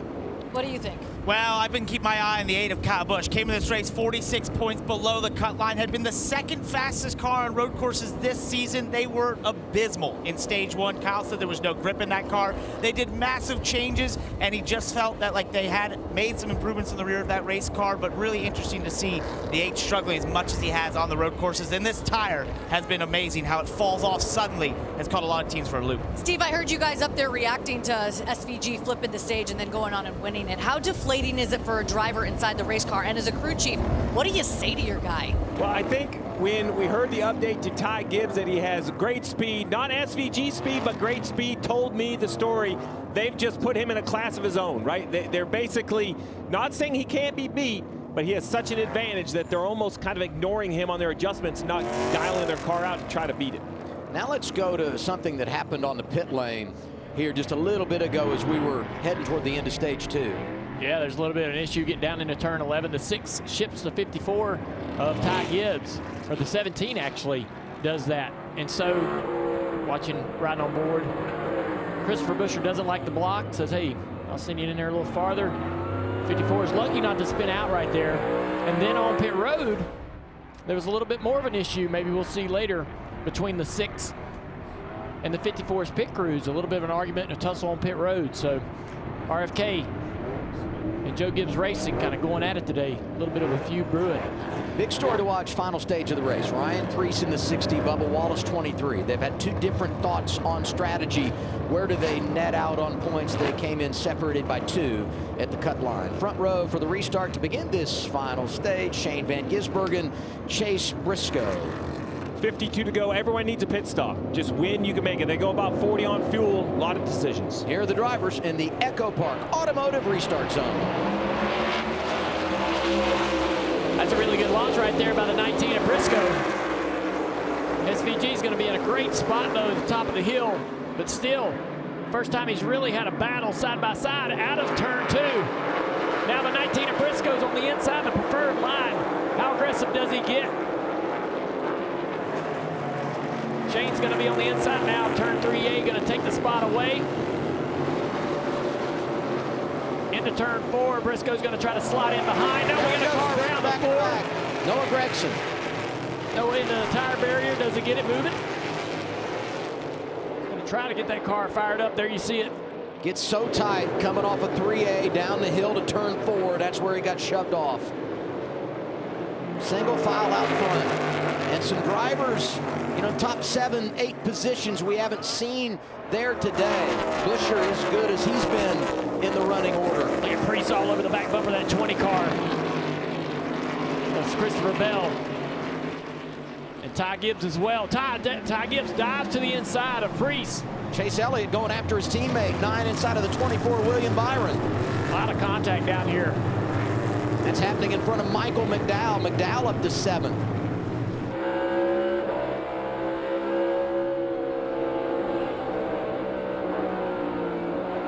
Riding on board with Michael McDowell up the hill. Still this battle goes on between Preece. Preece gets a little contact from the 54. He's going to battle back down the straightaway here. A little short shoot into turn 3. you see that thing kick out from under him when he caught some dirt? Oh, there's still more contact right here. Here comes Bowman to the inside of the 45 in turn 4. Two drivers involved in the in-season challenge, not head-to-head, but both alive for the $1 million. Bowman and Reddick. Chastain, Keselowski, a lot of side-by-side through turn 7 right here. Continuing to argue off into the S's. The 1 and the 6 side-by-side. Just behind them quietly in the top 15, Zane Smith, 38. Brad gets ran wide right there out of turn 8. Zane Smith gets around the 6. Brad now has the run to the inside for turn 11, back up front. The 12 of Blaney to the inside of the 17 as they battle side by side out of turn 11. This track has been racy today. I mean, Van Gisbergen has been in control out front. But really behind, oh, look at this, sideways, there goes Blaney. Blaney's off in the dirt. Contact with Busher. Into the barrier. Roll if you can. Oh, he's high-sided this, he's stuck. Not gonna get that 12 car out of there. The 23's around out of turn 2. Caution is out, first one for incident today. Third yellow of the afternoon. The 11 of Antlin. His day continues to get worse. Then he struggled all day with the pace of that 11 car. There was a lot going on there. We're just getting started, guys. This is how these third stages tend to go here at Sonoma. But you know, the gloves come off. But you know, it's funny about that. A little bit of the opposite of what we saw here last year. Last year, 8 cautions first 2 stages, no cautions final stage, and oh, the 17 gets loose. And I just hate to think of how angry this guy in the 12 car is. Blaney already frustrated by how the 19 ran him earlier in the race down in turn 4, and that's really going to have him hot that he didn't get taken care of there. Racing side by side through this part of the racetrack, you kind of got to give each other a little grace. And you would expect Busher to be able to do that 9 times out of 10, and just got away from him right there. We talk about the sealer on the racetrack, Steve. Yep. I wonder if, you know, underestimating the lack of grip. Look how sideways they are. Both of them really lucky, honestly. We've seen cars get upside down at this particular. Look at that barrier. Just missing the end of that barrier. That could have been catastrophic. I believe that was the area last year where Blaney's teammate Cindric almost went upside down. Bubba was 22nd when he went for a ride. Hamlin was 30th. Back in a moment.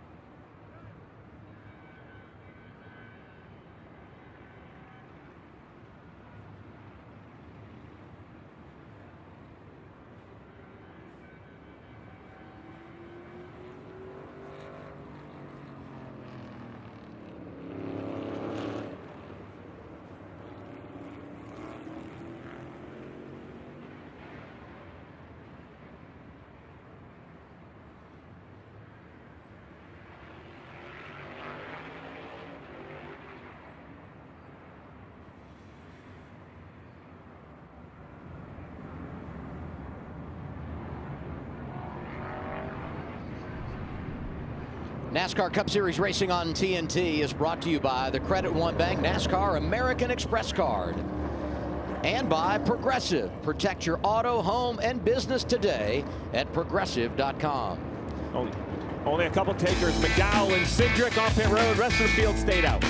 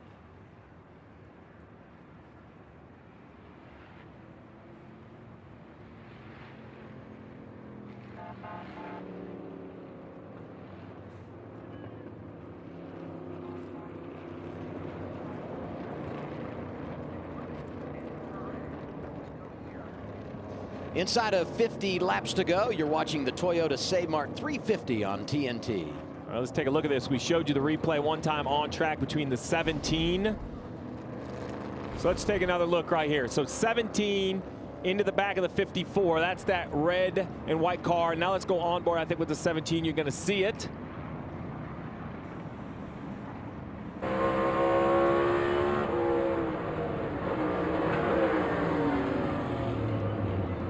So he shoots the 54 out. Now coming onto pit road. Let me just show you real quick. Okay, this is the 17's pit box. The 54 is right here. You see the tire carrier. Now let's roll it forward. Watch this 54. Go left. Right into the pit box. That might be the 6 pit box. I can't tell if it's the 6 or the 17. And then there's words because it's RFK. It's basically a Gibbs RFK disagreement on pit road because of what happened onto the racetrack. Danielle. Yeah, that tire carrier's name, Steve, is Telvin McClurkin. I just talked to him. He said when the 54 came in, I was holding that tire and the car, Ty Gibbs' car, hit my hands and twisted my wrist. I was able to complete the stop, but it slowed Brad's stop. He said, my wrist and my hands are okay. I am going to continue. I'm fine, but he wanted to walk over to the 54 pit and show his displeasure. Well, this is worth telling the story because we have another pit stop.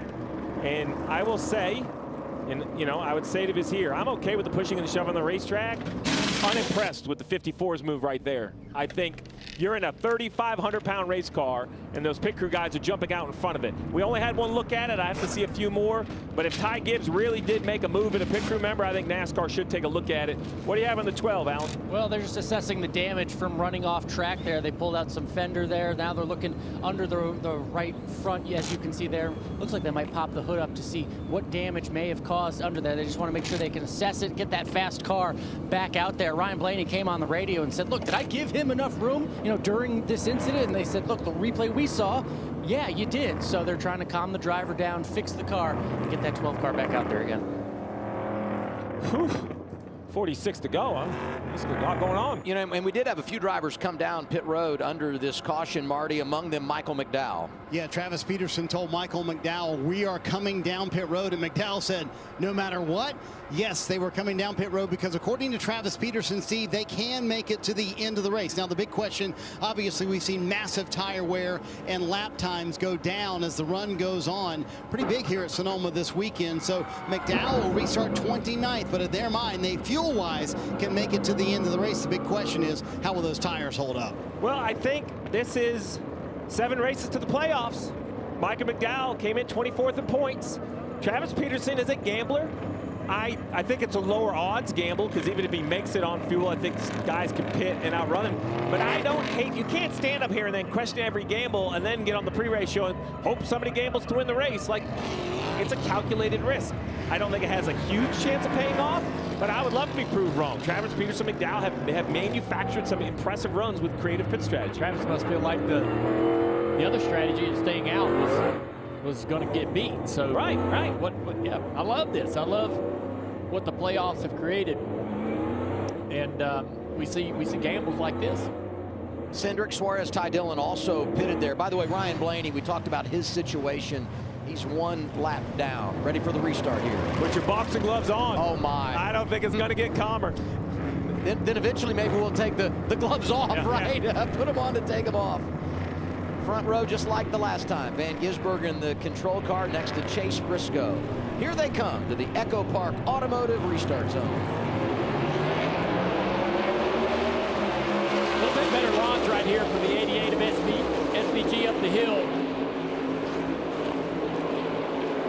Still left side door. Still left side. Still their corner clear. Byron through to third. Top 3 single file. They're wrestling for fourth. Buescher and Elliott. Yeah, Chase Elliott got himself here in the top 5, that number 9 car. Look at Byron looking to the inside. Turn 4 on Briscoe. Christopher Bell getting aggressive on the restart. Elliott gets 4th. Here comes Bell for a spot inside the top 5. Brad Kay back there 3 wide to the inside. Almost spins himself out. Oh, 2 wide through the S's. Byron, I think, lifted.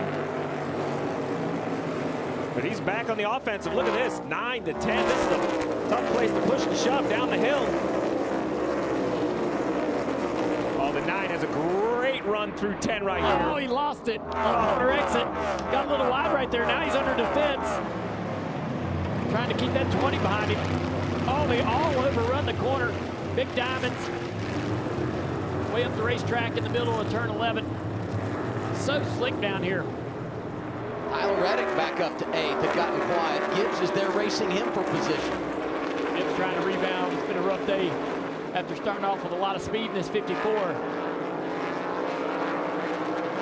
RFK, 2 cars in the top 7. Buescher 6th, 3-7. And they're arguing over this spot pretty hard. Gibbs is going to take it right there. 45 trying to stay there in the braking zone. Here comes Bowman into the conversation. Brad Keselowski there. Chastain won a stage. Kyle Larson getting with it. Bowman around the outside of Reddick right here is going to get 2 for 1. What a mess down to the S's. Larson nets out in front. Larson in the middle of all that too. Yeah, that worked out pretty good for Alex. Those 2 Toyotas were arguing there for those spots, and they continue to do so. Much California drivers in that group. Zane Smith is there. Talk about Kyle Larson, Tyler Reddick.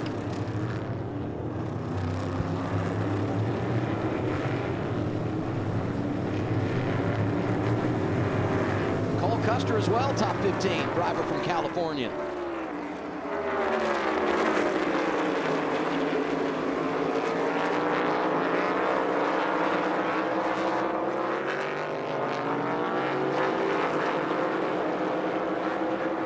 Drivers inside the top 10 gives me an opportunity to say belated happy birthday to the boss. Mr. H celebrated yesterday. Happy birthday to him. It's Shane Van Gisbergen leading here in Sonoma.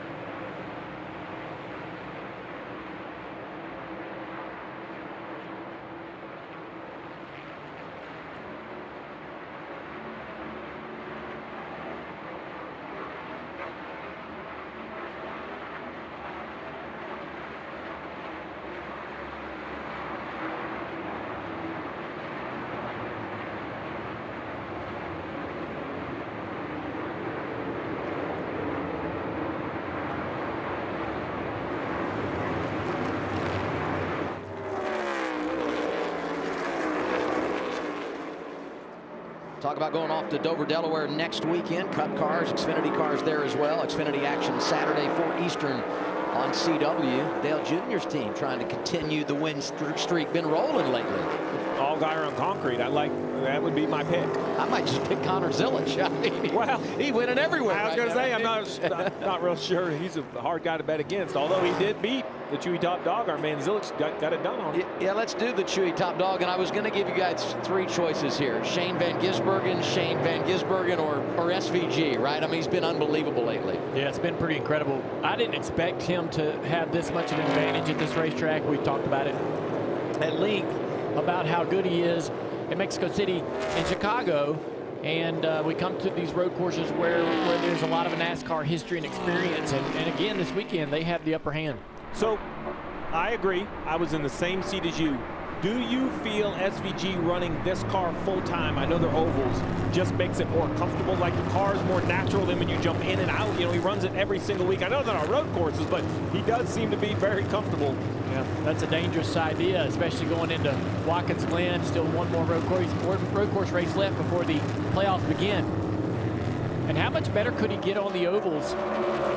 He's going to have to do it quickly, right? To have some kind of a opportunity to move forward in the playoffs. I don't think they're going to be like ridiculously rude, but I bet no one cuts slack at Dover or anything. Like, I've been chasing you for 2 weeks. Yeah. I'm not cutting you an inch. Carson Hocevar at 77, trying to rebound from a pretty rough start at this race. Lost a lap early, got that lap back, sitting in 23rd place right now. 34, Todd Gilliland. Haven't talked about him today, been quiet. Someone that has had success on road courses, and you see the dust, so someone took it off the pavement briefly there. Right in front of those two, that green car popping out of line right here. There's AJ Allmendinger going by Ricky Stenhouse Jr. I don't think we've mentioned his name yet as well. At 16, trying to recover from that spin earlier. He's up inside the top 10 when that happened. You know, AJ drove that 47 car for a long time, but we should say congratulations, Ricky Stenhouse Jr. making his 200th start today for Hayek. That's the most of anyone driving that 47, so been a good run for him. And as we talk about 200, Tyler Reddick, Christopher Bell making their 200th career start in Cup today, so we congratulate them as well. John Hunter Nemechek, the inside 35 of Riley Herbst. They were pushing and shoving down the S's about 30 laps ago. It's 42 car Legacy Motor Club. Todd just racing in and race out, just finds a way to improve. Today they're matched up against one another, the 43 and the 42. You know, Travis Mack is his crew chief, and Travis, of course, won here a few years ago with Daniel Suarez, and I saw him in the garage this morning, and I said, man, good luck today. He said, oh, yeah, thanks, I love this place. I'm like, I bet you do after winning here in 2022. Great celebration that day for Suarez and everyone at Trackhouse. You see that in-season challenge. Priest just ahead of Reddick right now, 7th and 11th place. Reddick struggling just a little bit on the balance of this race car. Has lost a few spots, just got passed by Brad Keselowski the last lap. Thought Reddick would really be strong today, race up into that top 3, maybe have an opportunity to match the pace of SVG, but at least on this particular run, he was moving forward at the start of the race, but this particular run right now, that 45 car is fading a little bit. There you see it. Brad Keselowski in the 6 is taking a spot. 54, Ty Gibbs gotten around the 45 just a little bit earlier. I feel like it's been an unpredictable year for Tyler Reddick. High expectations. They haven't won this year, got that comfortable spot when you look at the points and everything. But I would say this, like top 5 the last 2 weeks, you feel like they're starting to find something. And then, as you said today, just hit and miss on these runs. So now, as you see, 38 to go. Everyone can make it on fuel if they choose to pit from here. In normal years, you would already be on pit road. You wouldn't worry about it. But with this whole tire wear and grip thing, we might see cars trickle in just a couple at a time. I think this pit window is going to be long and wide open. So we'll just have to see. It's a little bit game of chicken right now. You pit first. No, wait, you pit first. I'm looking out our booth window, and I see all this farmland. And I'm like, it's long, it's wide open. Kind of like the window here to make that final pit stop. 38 to go. We'll get busy when we return to Sonoma.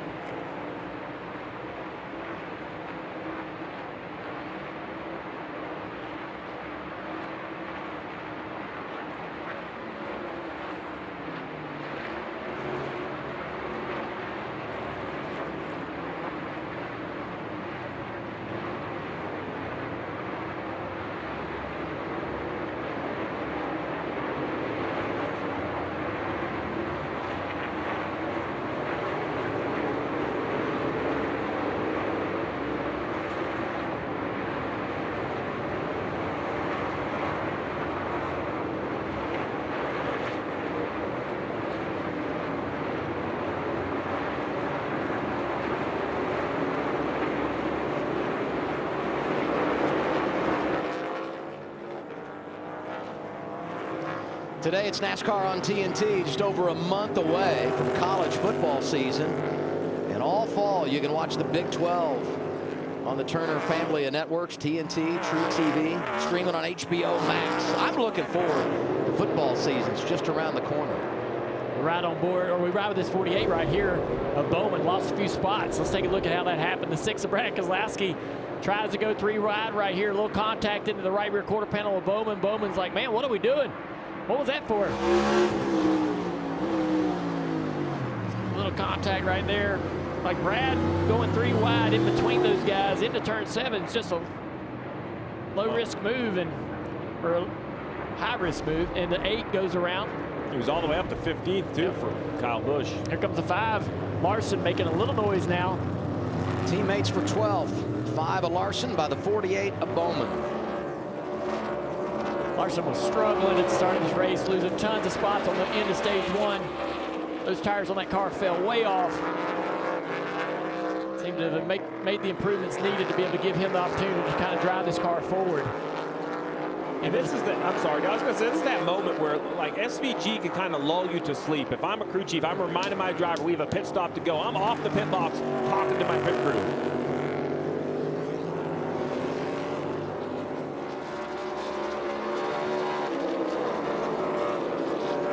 22, Joey Logano. AJ Allmendinger, 16, racing for 16th.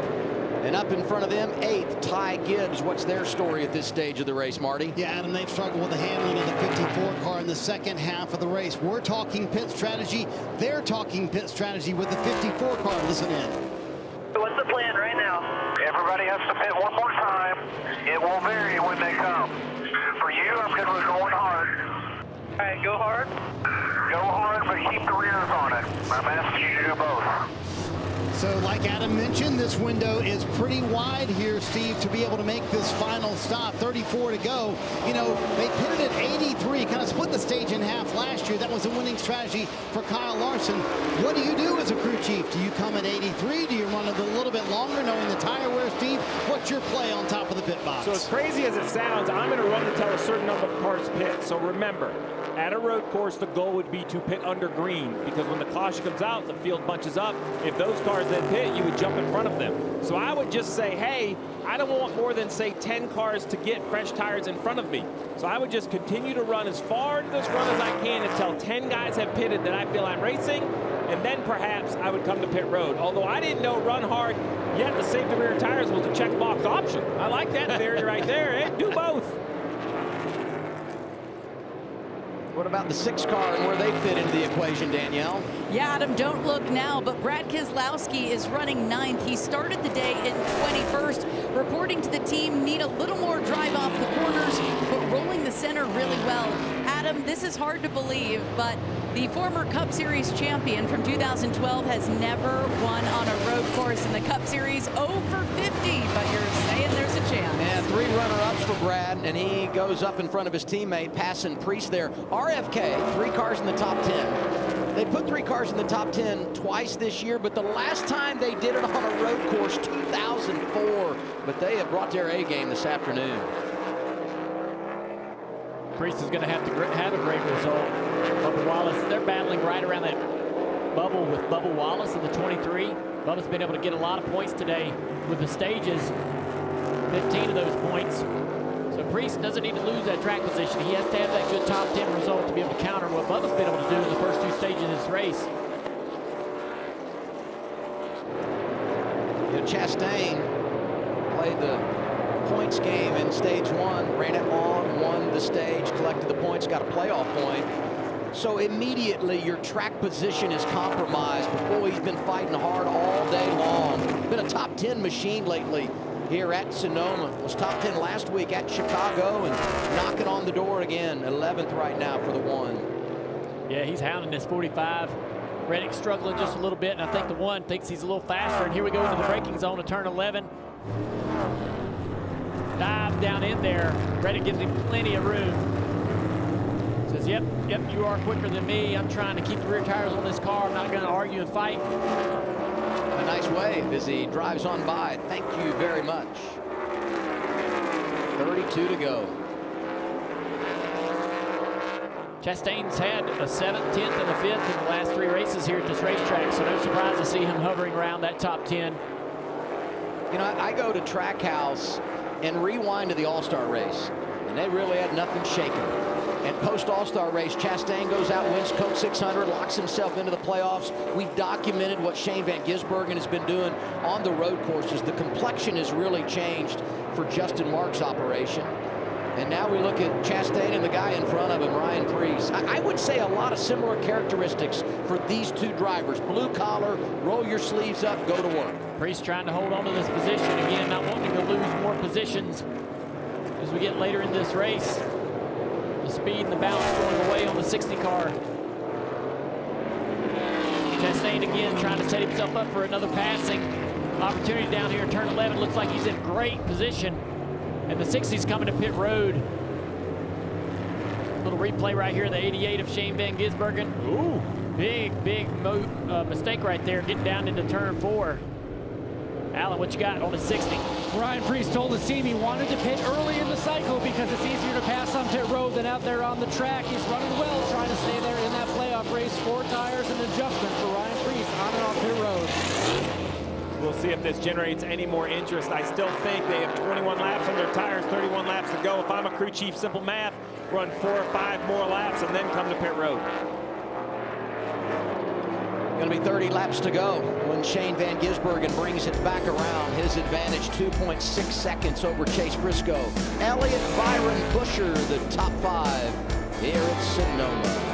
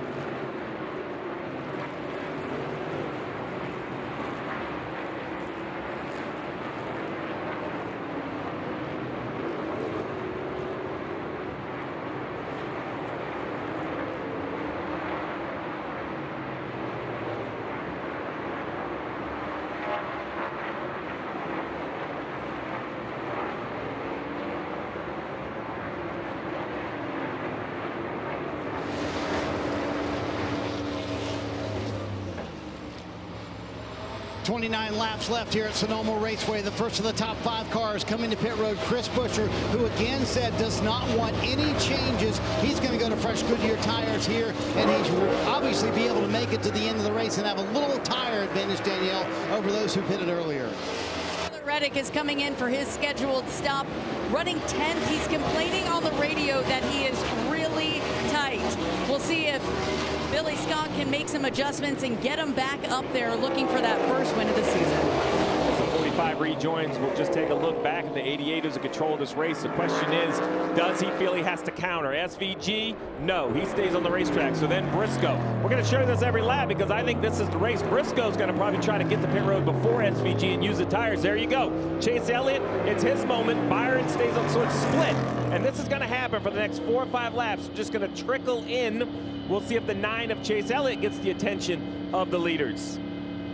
Here's the 9 of Chase Elliott, Danielle. Oh, Chase Elliott, he's one of the top cars of the day. He's been quiet on this run, but reported earlier that the car is better, was struggling with rear grip, just trying to take care of those rear tires, something that Alan Gustafson says he does so well. Meanwhile, Brad Keselowski trying to get over that incident in the pits with his crew members against the 54 earlier, winless in the Cup Series on road courses, has track position. There you saw it, clean stop for Brad Keselowski's crew at RFK. Frustrating second half of the day for A.J. Allmendinger with such high hopes coming in. The spin earlier for A.J., the struggles with the handling as well, but he has worked his way back up through the field, was running in the top 15, Adam, when he came to pit road. Scheduled green flag pit stops. Final stage inside of 30 laps to go here at Sonoma. The advantage out front for Shane Van Gisbergen, 5 seconds over Briscoe. And with Chase Elliott pitting, Byron third, 11 seconds behind the race leader. Now, there, yes, 11 seconds. You just updated there. Briscoe on the pit road, as you see on the pylon on the left. Danielle, what you got? James Small calling his driver in. Still wants to work on that balance just a little bit. Chase Briscoe said, I still need more forward drive. Good pace though, good rhythm. There you see it, 4 tires for Chase Briscoe going out to battle and see if he can catch SVG. This might get SVG's attention. He had that gap that you talked about, Adam, right? So he probably can let him have a lap or two. But the big fear right now if you're SVG is if the caution comes out, all these guys don't have to stop. And now you're going to be back there maybe a few rows to see Ricky Stenhouse Jr. service of his crew as well. You know, you talk about gaps. When Chase Elliott came down from third, he was like 8 seconds behind. Just keeping in mind where everybody was as the cycle begins for these drivers up front, and where it nets out once SVG comes down, makes his final stop, and then rejoins the field. And let's not lose touch with McDowell there in 8th. Remember, Marty told us a while ago that he thought he could make it from the last yellow leader hits pit road, SVG. So we will also show you these new tires and how they catch McDowell. So now SVG, we want to see his pit stop. We're going to see what kind of service they do, and then we'll see where he blends back relative to Briscoe. Remember, Briscoe was the second place car at the beginning of the cycle. So now the 88's just looking for a clean pit stop, absolutely no penalties. I'm okay if you even give me a 90% here, guys. Marty. Yeah, calling it right up the middle here for Steven Doran. When they saw the 19 pit, to your point, Steve, they said, now we're going to come down pit road. We saw the off-track excursion for SVG a little bit earlier. He said to the team, I'm such an idiot. Said that was totally my fault. But 4 fresh Goodyear tires going on for Shane Van Gisbergen, who has led all but 7 laps to this point with 26 to go. Also, Ty Gibbs is on pit road. He was just outside the top 5. And I want to clean up something. NASCAR did tell Ty Gibbs after that last stop, as you see him leaving his final stop of the day, they told him when that incident with the 6 at the 54 did nothing wrong. William Byron also leaving pit road. We'll see where these guys cycle out. That's a great update, Marty. Yeah, we have the overhead camera. We're going to show a replay after this pit cycle. We got to get everybody on and off pit road. But I agree. I question whether he was too far left. But actually reviewing it, I feel like that's the best option Gibbs had to get into his pit box. And actually, if you're Brad, the trailing car, you almost got to leave a little gap for the pit crew. So it looks egregious when you stack it together. But I have to agree, nothing wrong with the move the 54 made. Now Bell stays on the racetrack. Nope, he's got to come get some fresh tires as well right now.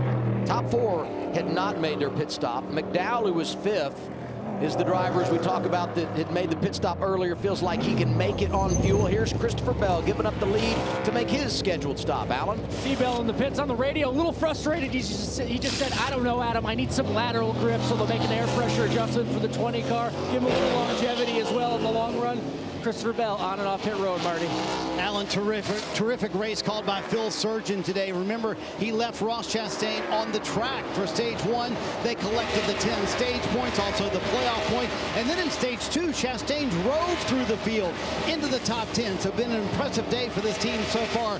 Pitting with 25 to go here. We'll see where he cycles out at these green flag stops. The final ones of the day continuing here at Sonoma. Larson and Hocevar remain on track. There's the 5, new man on point. McDowell in 3rd, and he's right about 3 seconds in front of Shane Van Gisbergen. That's where the battle's going to be here, but we know the difference on tires. Huge advantage for the 88 once everything cycles through. Yeah, Lars is trying to find an advantage by running long here. I can see why this would be their plan, figuring maybe if the yellow comes out, they want fresh tires, or hopefully pit right before the yellow. You mentioned it, 3rd place McDowell, 4th place SVG is really where we think they have enough fuel load. But you see the difference in tires on the left screen. Van Gisbergen's tires bright green and fresh, only 2 laps on them. McDowell 23 laps. Yeah, so the 5's going to keep running here. I continue to run. They have this time. Give me another good one all the way to pit road. Yeah, so they have a little pace in this car now. He's able to drive this car up into the top 15. And so the idea would be to come to pit road and either drive back through the field on those tires or maybe get lucky and get that yellow right after this pit stop and be able to go on the attack on a restart, really get after it. Let's get an update. 71, Michael McDowell, Marty. Right on board with HBO Max on the onboard camera for Michael McDowell. Just to update that strategy real quick, Travis Peterson just told McDowell a moment ago, it's looking like our strategy will be a nice top 10 strategy today. I don't think you're going to be able to hold off those tires behind you. Man, 24 laps to go. Going to have to hustle to stay in the top 10. I mean, we obviously know that SVG is going to be able to drive up there and take the position away from McDowell, but that is the question of how far back into the pack he will fall. So I think for McDowell, he's better off to just make the pit stop before the caution comes out. You know, I would pit again, actually. I think the field's split enough that he could pit from here and blend back somewhere around 14th to 15th, or maybe fresher tires. The 5, as expected by that radio, comes to pit road, Alan. They've made some gains for Kyle Larson, the 5 team, but still they're getting just outdone in the braking zones. They've got a little better on the long run. They're going to make a few more adjustments, try to get as many positions as they can on a rough day for the 5 team. 77, Carson Hocevar in as well. McDowell takes over the race lead, 2.5 seconds in front of Shane Van Gisbergen.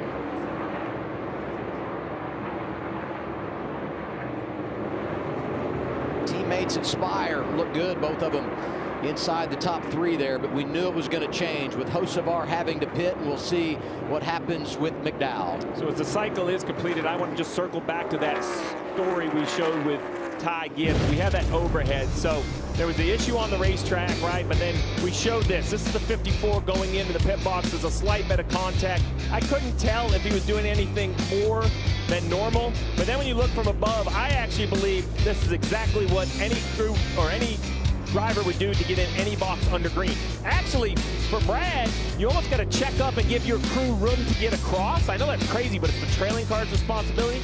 So I positioned it that Ty may have done something. I know tempers flared, but I agree with the no call. Dale, you've done this 1,000 times in and out of pit box. Ty looked totally normal to me. Yeah, I thought, you know, because of the contact we saw down in turn 11, maybe there was a purpose for what Ty did, but I agree. I don't know how else he can get in the box and not put himself in a good position to be able to exit his own box. 11 and Danny Hamlin too fast on the pylon. Tough day for him. Yeah. Looking forward to next week. He wants to go to the Monster Mile, really comfortable there. We'll have the coverage for you next Sunday afternoon on TNT. Talk about McDowell leading couple seconds in front of Van Gisbergen, and Briscoe, who pitted 1 lap before Shane Van Gisbergen, has cycled out in 3rd right behind the 88 and looking pretty good here late in this race, Danielle. Oh, I think he can challenge SVG for this win, Adam, no doubt, and advantages can come from many different places. I talked to his crew chief, James Small, this morning. He said, I'm not sure why so many people were surprised about the amount of fall off in track conditions yesterday in practice. The GT cars I've been watching race here at Sonoma over this past year and other series too. I could tell that the racetrack slowed down a lot and that this tire was going to react the way it did during our track walk yesterday morning as well. James Small's been eyeing Sonoma guys since we came here last year. Now, we talked earlier about the success that James Small and his group have had here with Martin Truex Jr. delivering again today with Chase Briscoe. McDowell trying to hang on. Going to be 21 laps to go, and Shane Van Gisbergen, who has dominated this race, is right in his hip pocket. And Shane is in such a tire advantage. He can be so patient with this pass. He doesn't have to hustle here, overwork the car, do anything to slip a tire. And he knows really there's nowhere to really set up the pass. He can be aggressive in 3 or 3A, but he won't. Possibly he may look to the inside for turn 4. Got to Good run right here. Am I tight? He may stay in Am I line tight? and then try to set the pass up for turn 7. Get a good acceleration out right here, be right on his bumper, and here he goes into the braking zone. And Matt McDowell knows now the best thing he can do is not slow himself down. Right. His plan is to try to run this long into a top 10 finish. So don't race the 88 or do anything that's actually going to cost both of you time unnecessarily. Resetting the top 5 with 21 to go. SVG back out front. McDowell, Briscoe, Elliott, and Buescher, your top 5. You're watching NASCAR on TNT, live in Sonoma, California.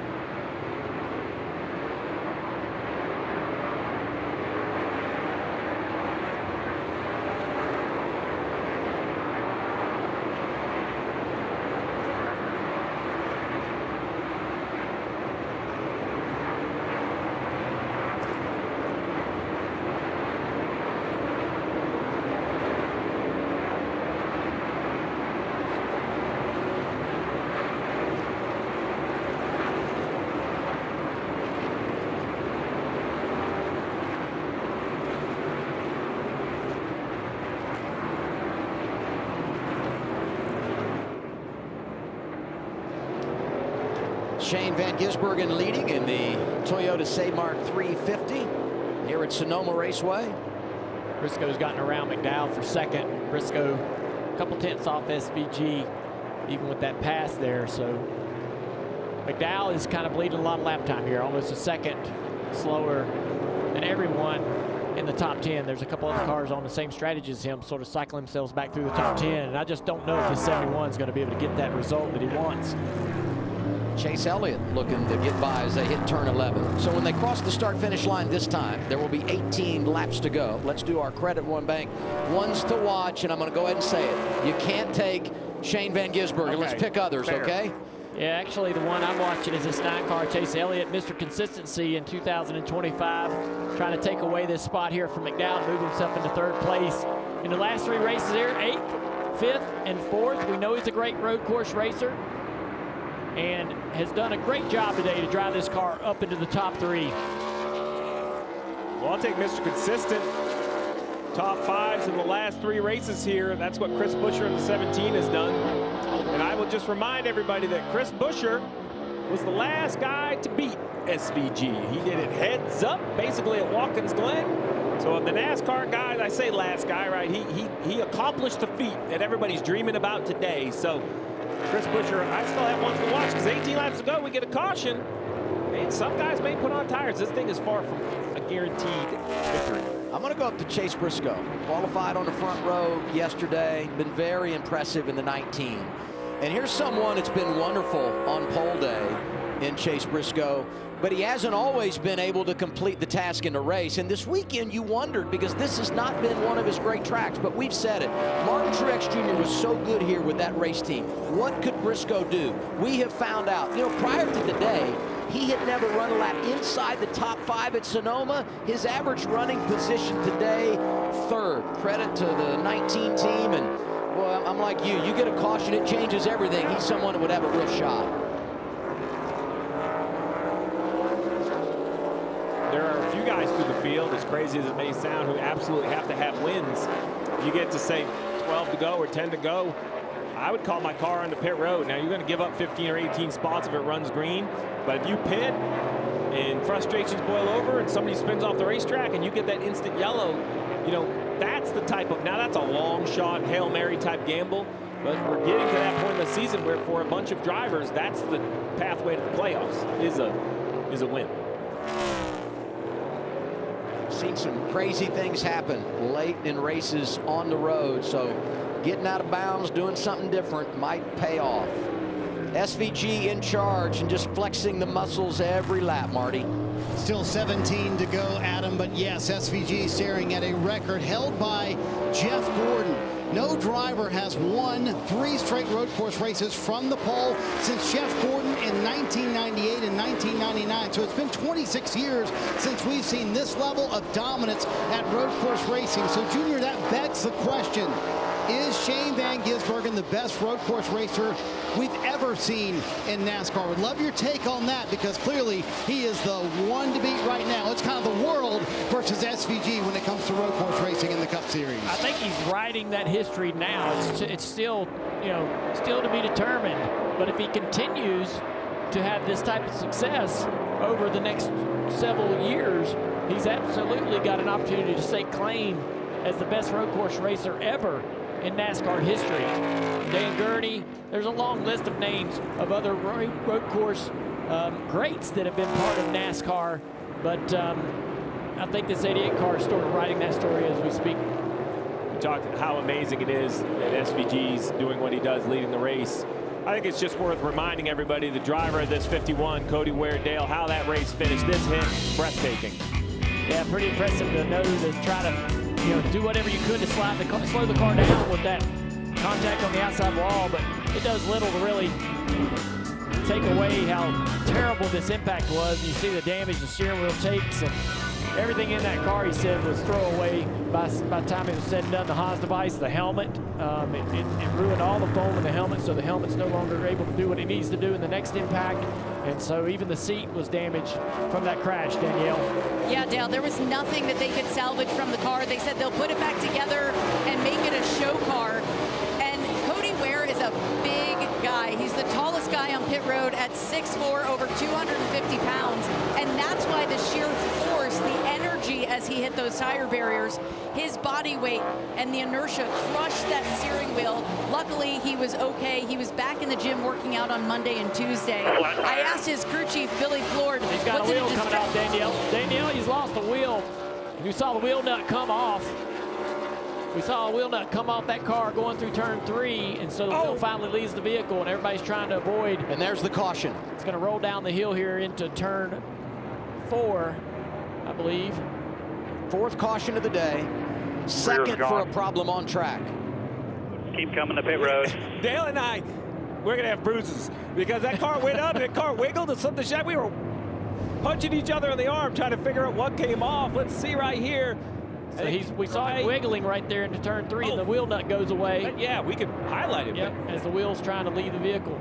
So he's just on pit road at 92. This is 4 laps later. At the bottom of that hill, if we go back to that replay, I think we could show you the wheel nut, see if we get lucky of freezing it. And then this tire, a near miss of a car that came through the screen. I don't know who that was, but that would have been crazy if you hit a tire. And so this is an opportunity for guys like McDowell. So he's going to probably come to pit road and put tires on. And how many can he draw to pit road? Right?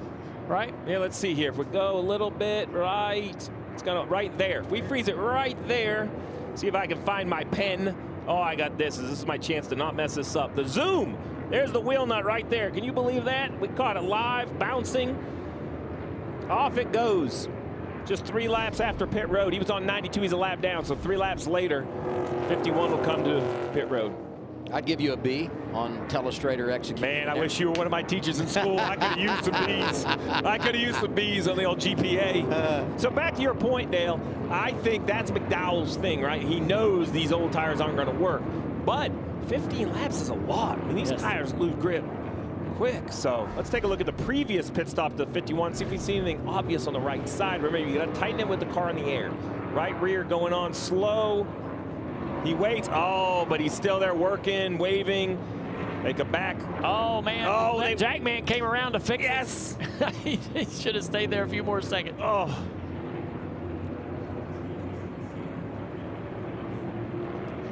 Here it is again. So the whole field's, you know, 14 to go. This is just really, really interesting. I'm going to tell you, and here's the, remember we talked at pre-race about a target?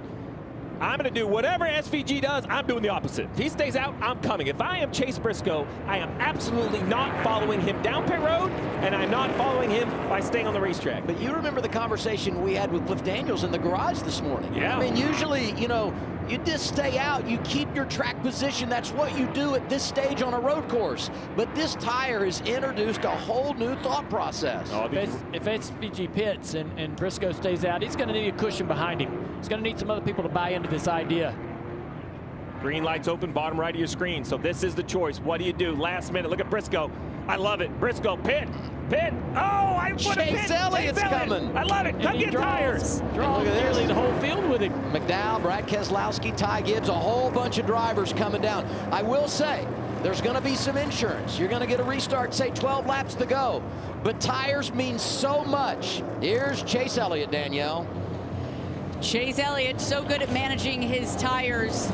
I asked Alan Gufson this morning if there's a late caution, what do you think Chase will want? He said he won't scream that he wants tires, but he will tell me forcefully that he wants them. And I like my driver in these situations because he goes on the offensive. This is going to be fun, Danielle. Some fresh tires back in the field. Michael McDowell comes down pit road. Travis Peterson didn't check up at all. And a little fire in the back there as McDowell leaves. That fire will hopefully be put out on pit road. But yeah, some fresh tires coming. There was no question, though, for Shane Van Gisbergen and his team, they were going to stay out. Shane said, I think we have to stay out here. There's quite a few cars that stayed on the racetrack, more than I expected, especially toward the back of the field. Take a look at this fire on pit road. This is scary stuff.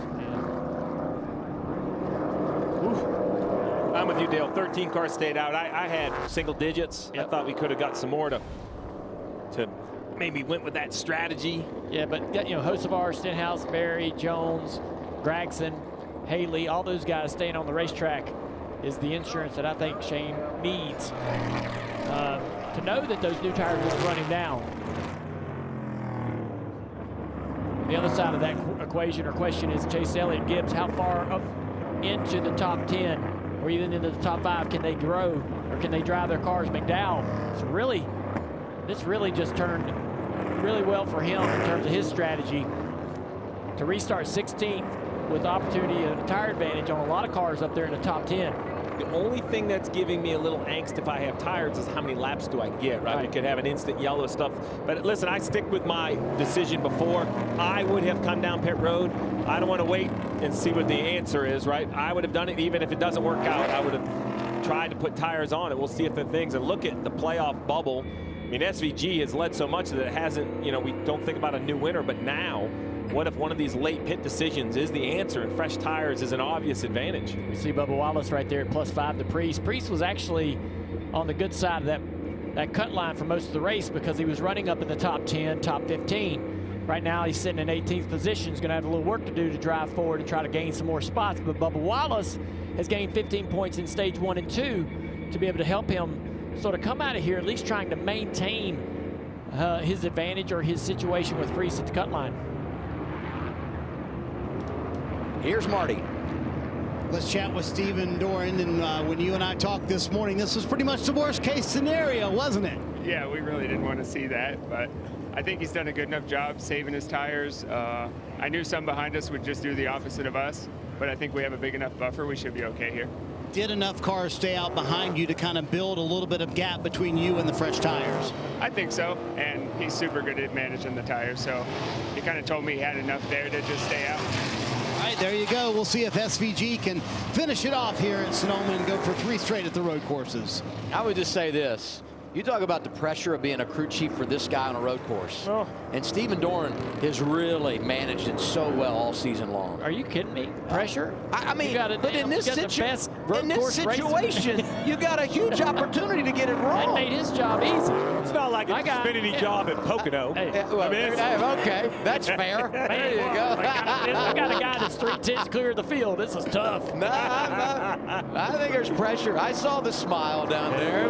I do think he's right, though. I do think that SVG can save some tire, and that they had a lot of guys stay out. Although, you know, I still would have pitted, but I think that wry grin he has is kind of like, I think we're going to be okay. Danielle.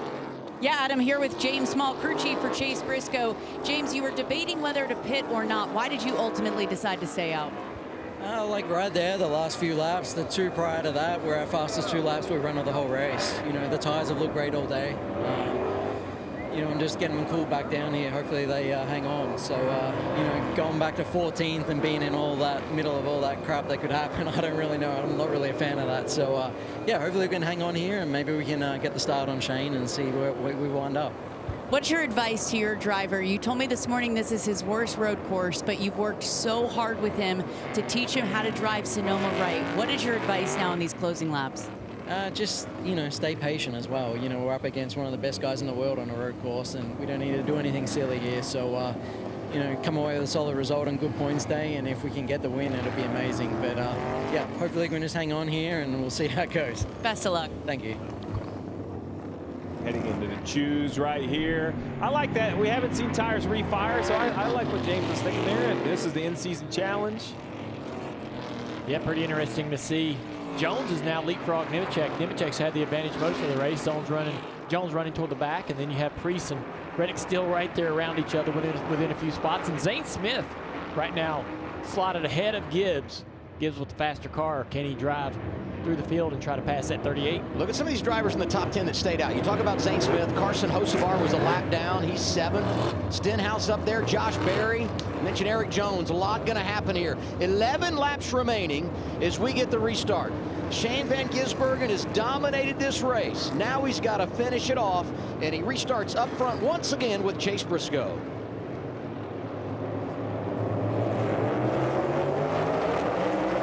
SVG with a great launch through the gears.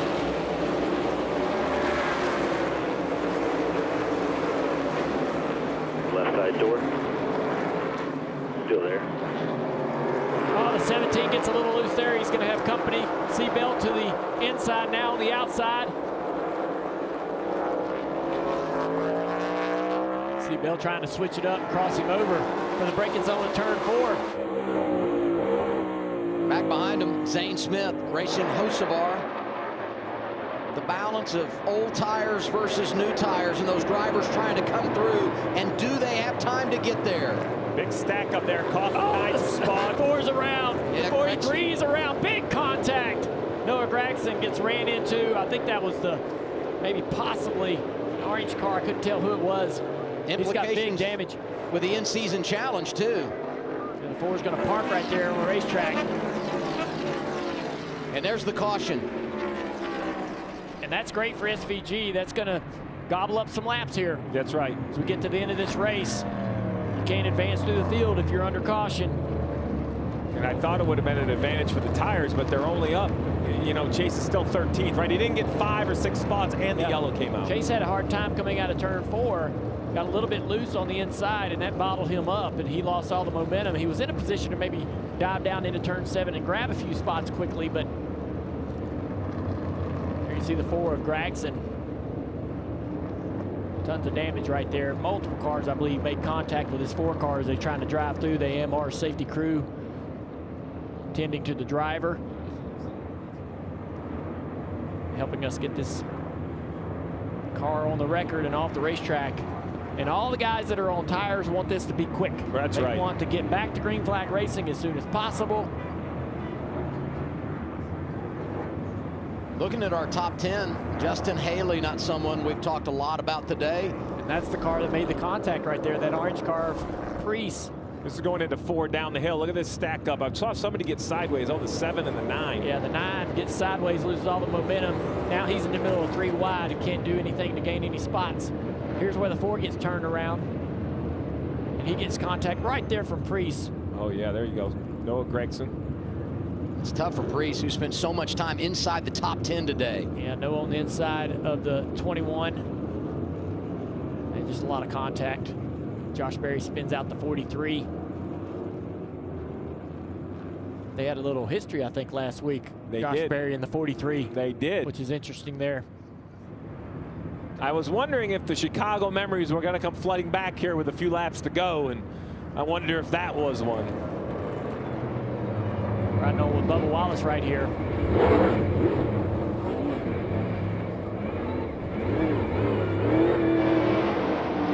This is Chase Elliott.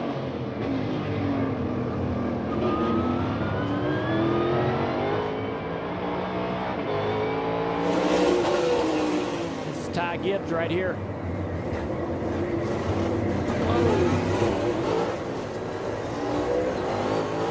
Chaos. Pretty significant contact for Priest, and he doesn't need. Look at the damage to the fore, and this is Priest right here.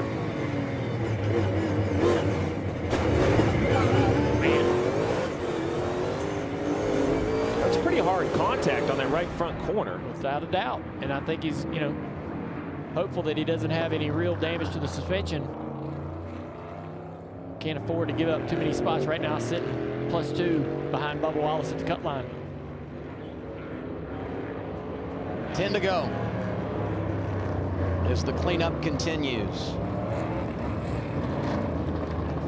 You see those drivers involved in the crash. The saving grace for Priest, Bubba Wallace got some of that as well, and those are the ones we're talking about at the cut line, and it's crazy to me, but they came in separated by 2, and that's where they are right now. We'll see how it all shakes out as we wrap things here. Jones had a massive advantage on his teammate John Hunter Nemechek for that bracket challenge, and that spin off the nose of the 21 car. Josh Berry sends Eric Jones behind John Hunter Nemechek. John Hunter Nemechek with a bit of a tire advantage too. Alan, what you got on this 60? Well, they were going through that assessment, like you said, Dale Jr. What's the damage? Ryan Priest said there's no real suspension damage, and with so few laps left, they don't want to come in and make a big adjustment, lose all that track position. There is some toe. They knocked in the toe a little bit, so it's going to hurt him on the right-handers, but they decided to just keep him out there with that damage you see and hope to get the best finish possible. And there's more right-handers here than there are left-handers. That's frustrating for the driver to work your way through this whole race and have something silly at the end of these races, but it gets chaotic at the end of these races, and you just try to dodge all the chaos. This relief lap sponsored by National Debt Relief. Ryan Blaney's had a tough afternoon, but he gets back on the lead lap at Sonoma. Scored 36, going to make a pit stop here. And you mentioned it, scored 36 back on the lead lap. So whether it's the in-season bracket or whether it's the playoffs, last time through the S's on the last lap, if you go off in the gravel, right, that could cost you 10 or 20 spots. Marty. Steve, if you look at the top 5, the one driver who needs a win to guarantee a playoff spot is Chris Buescher. He sits in 3rd right now. So Scott Graves, you welcome this caution or not? Yeah, I mean, honestly, we needed it. We were running really, that last run, we were really solid. Feel pretty good about that. Just, we needed this to catch back up to the 88 to have a shot at him. So we'll see what we got.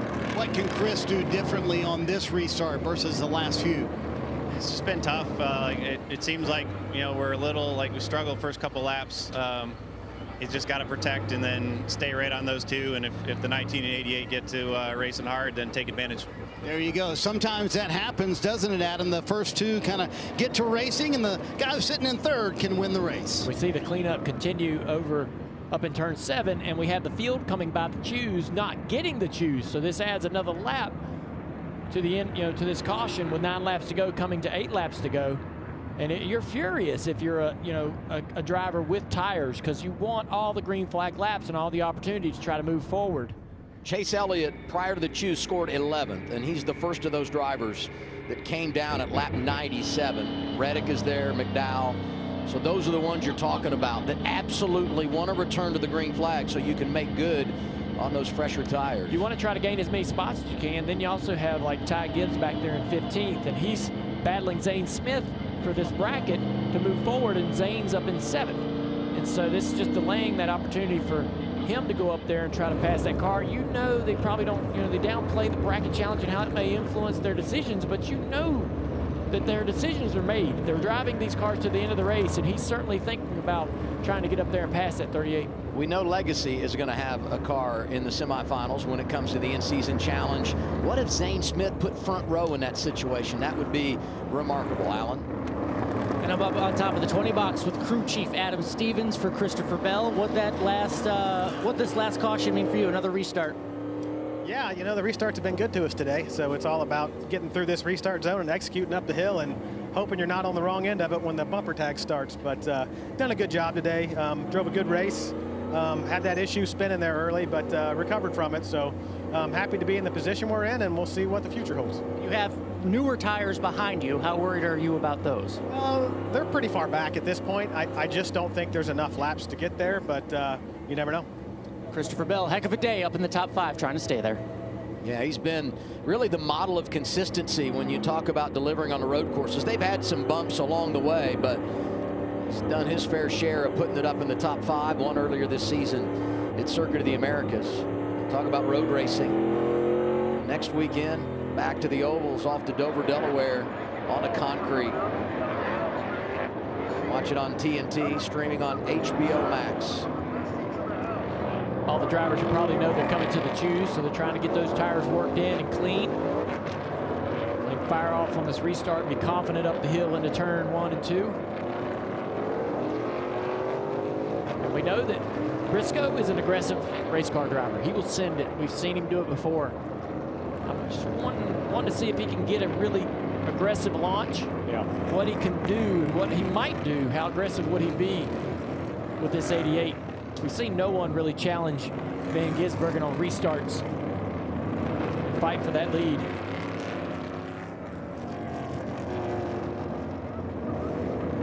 This choose will be important too, just to see if it's pretty equal. So far, very equal. You have so many cars, again, sitting here in the top 10 with these tires that haven't had a lot of pace either. Hocevar, Josh Berry, Stenhouse, Haley. They're wanting to be able to get a respectable, reasonable finish. Something in the top 20 would be what they would be happy to come away with. And they want to try to maintain and fight for these spots, but they also don't want to get themselves wrecked or turned around off the nose of a faster car or somebody with a tire advantage that's in a big hurry. There are always tough spots to be in as a driver on old tires late in these races. Oh, yes. After sweeping last weekend in Chicago, Shane Van Gisbergen disappointed with second yesterday here at Sonoma in the Xfinity race, trying to finish things off today on the Cup side. Front row, 7 to go. He's in control with Chase Briscoe to his left. Time to settle it in wine country.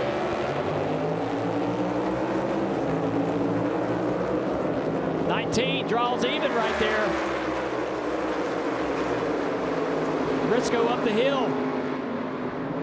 Turn 2, and he's right there. A little bit of contact. He's going to fight hard to try to stay on the inside for turn 3. But now Shane has the inside for 3A in turn 4. The 19 tries to do a crossover, can't get the power down.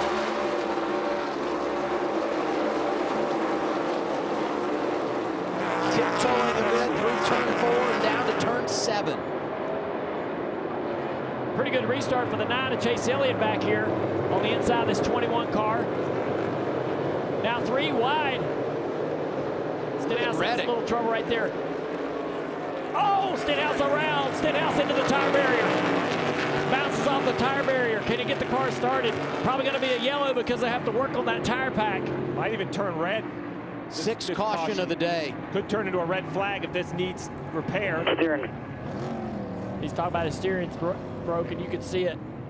Damage to the front. I mean, if you don't go red here, probably looking at an overtime finish or real close to it, because it will take some time to get that tire barrier repaired and where it needs to be. And unfortunate for Stenhouse, who was scored in the 10th position. Stenhouse was having a really tough time accelerating out of turn 7. Ended up getting himself turned around coming into the S's. I'm wondering if he was having other troubles aside from just having the tire deficit. Looked like that car wasn't really trying to accelerating or getting through the gears for some reason. take a look at some replays here. So there you see Ricky Stenhouse. He is on the inside edge there, going backwards through this mixed 3 wide. And he just gets a little pop right there off the left front fender of the 54 car of Ty Gibbs. And you got to go. I mean, I don't really fault anybody right there because you got to go in these scenarios. Yeah, Ty kind of hits the curb and he's sliding left. I mean, look, it's tough enough to go down there single file. Yeah. Tires do their job, Jersey barriers hold in, but now the repair is going to have to happen. So many times early in the race, you get to this portion of the track, you just let it settle out. This leg, everybody going to take all they can. They are. And if, you know, if you're, there you go, we're right on board.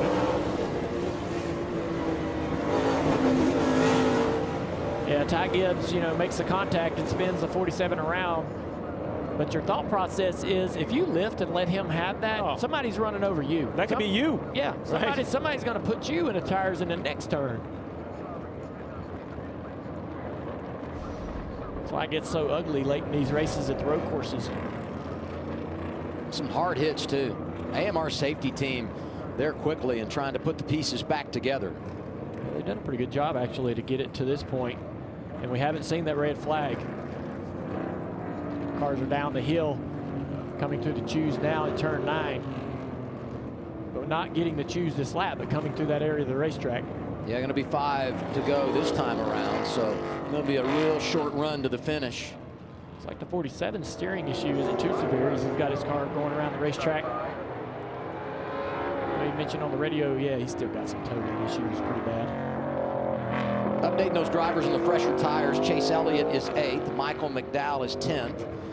And then you think about in-season challenge, 25th, 26th, Ty Dillon, Alex Bowman. I mean, this in-season challenge thing is really crazy. And Ty Dillon is the one that has just been the Dragon Slayer, right? I mean, he gets Hamlin, he gets Keselowski, and Bowman, someone that we know is so capable on the road courses. But here is Dillon in position again to pull the upset and advance to the Final 4. Yeah, the 32 seed, the last seed in, the top 32 made it.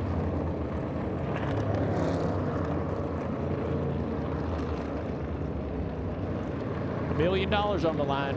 I don't know what, I think I could guess what Ty Dillon would be willing to do for $1 million. But hopefully it doesn't come to something too aggressive. And then in front of this, you have the 42 and the 43 teammates right now. And the 43 of Nemechek has a little bit better tire.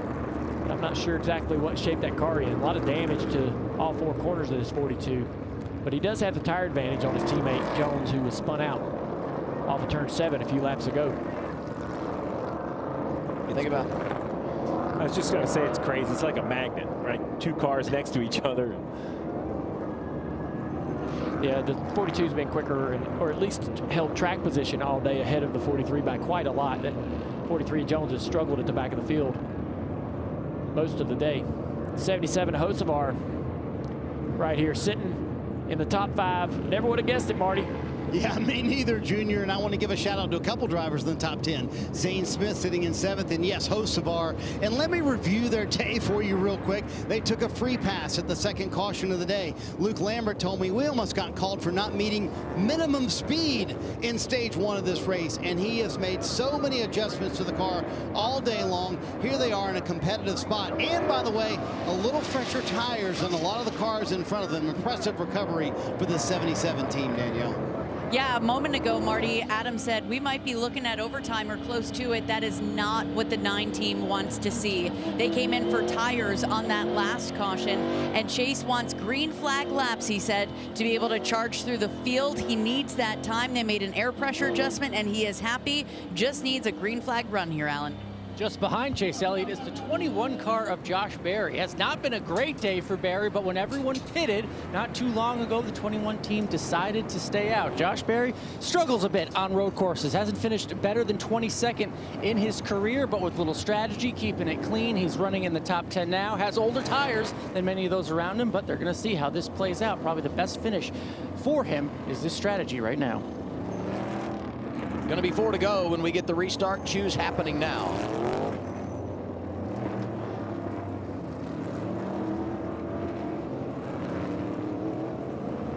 Elliott, McDowell up there, rows 4 and 5 on those fresher tires, and once again front row Van Gisbergen and Briscoe. I like where Chase Elliott's at. I don't know that he has the tire to be able to get up there and beat this 88 car, but this is a really good opportunity for him if he can gain a spot or two quickly to still drive back up there. Remember now, he was a top 3 car, probably had a 3rd place finish locked up under the previous strategy, but took the tires. Can he drive that 9 car back up into the top 3? I think that Atlanta win helped him come take the tires. Yeah. They might have had to be conservative without that win, but why not? A little money in the bank. Collect on that interest here. Taking a chance. Putting themselves in position. Do they have time to get there? Will this be the final restart? SVG getting a shot from behind by Christopher Bell. Here we go one more time.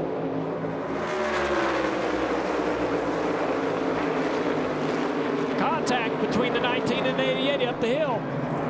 More contact right there. SVG runs him wide a little bit. Dirt for Briscoe. Down to turn 3. Shane Van Gisbergen has the lead. Hocevar side by side with C. Bell for 3rd. Teammates racing back there. Chase Elliott, William Byron. 9 is on the move as they go wide back in turn 4. Larson is around back there. Clips Blaney at the back of the field. There was some debris. No caution yet.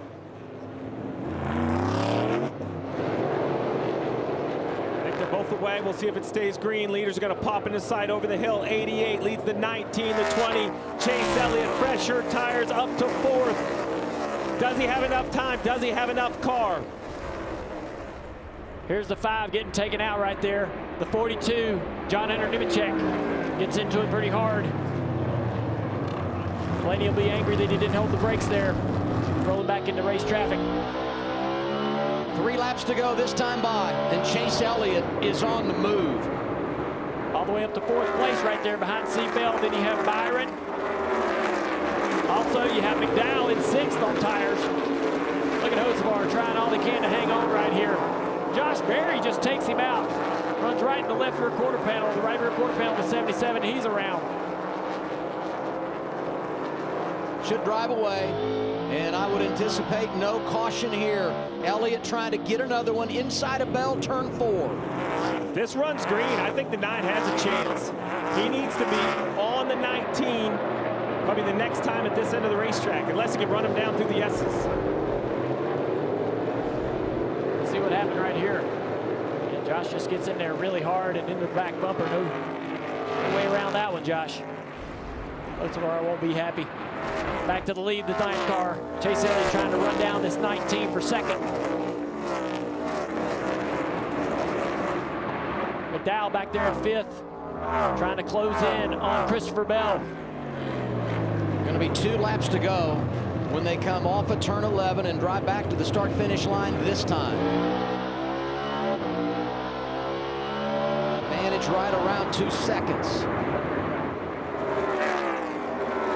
I say 2 seconds, I'm talking about Van Gisbergen back to Chase Elliott on those fresher tires. Briscoe in between. Oh, the 9's off in the gravel. The 20's got to come back by him right here.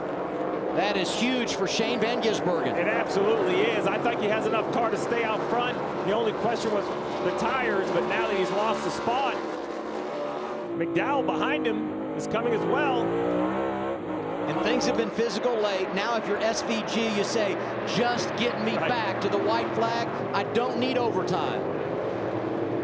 Chase will get the spot back, coming out of turn 7, accelerates toward the S's. McDowell now at the back of this 20 car.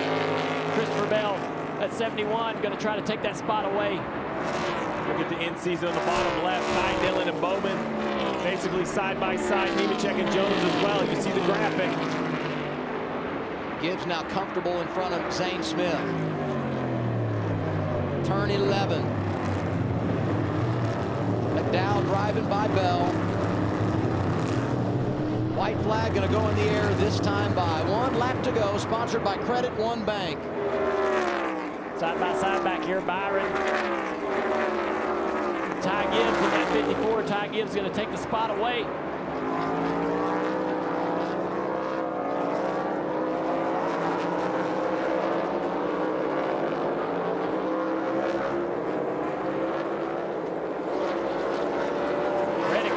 the back bumper of the 20 car of Seabell.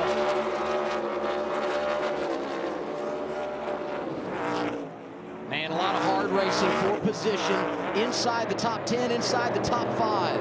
Reddick buries it down in the braking zone. Seabell's going to battle hard on the outside here. Oh man, Clear. that was close. He's clear. That draws in the 54 of Ty Gibbs. Down through the S's.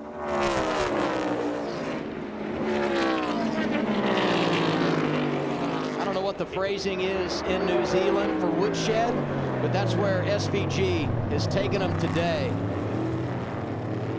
It's a road course runaway.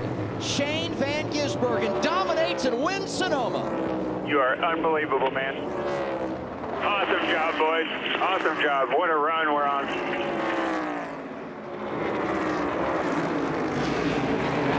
Thank you.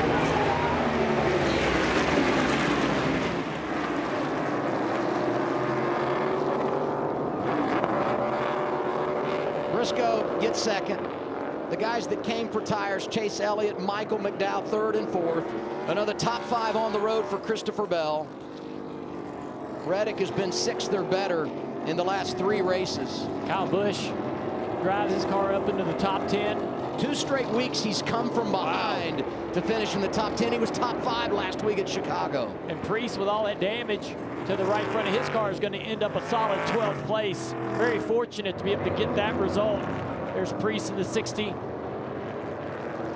An in-season challenge, what does it mean? Final lap, Ty Dillon, Alex Bowman. You see the beige car into the back bumper of the 48, moves him up to the middle. 48 tries to race off, the 10 just runs him high and clears him.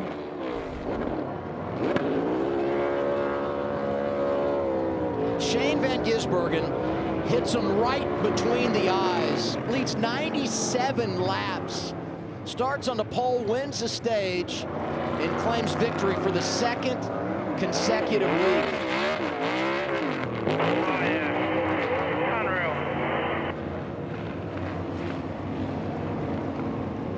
Fastest driver to reach 4 Cup wins since Parnelli Jones Riverside 1967. It's remarkable what this guy is doing. 3 straight on the road.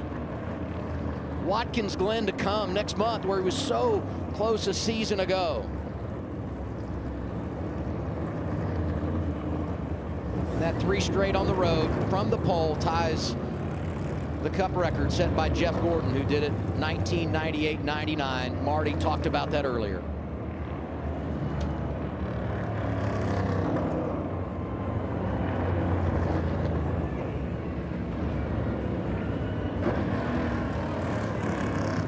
I rewind 2 years ago. I said it last week at Chicago, but we had never heard of this guy. Who's Shane Van Gisbergen? 36 years old from Auckland, New Zealand. Where did he come from? Wins in his first ever Cup start.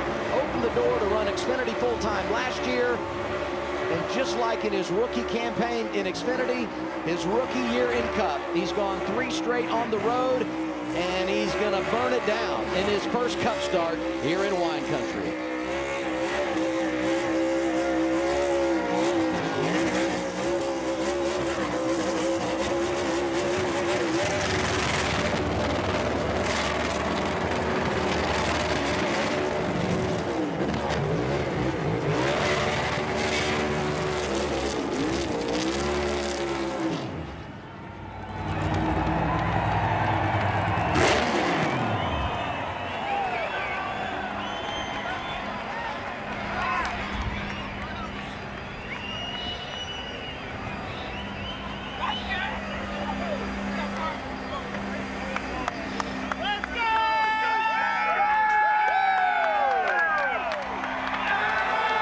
Another fun celebration coming, Marty.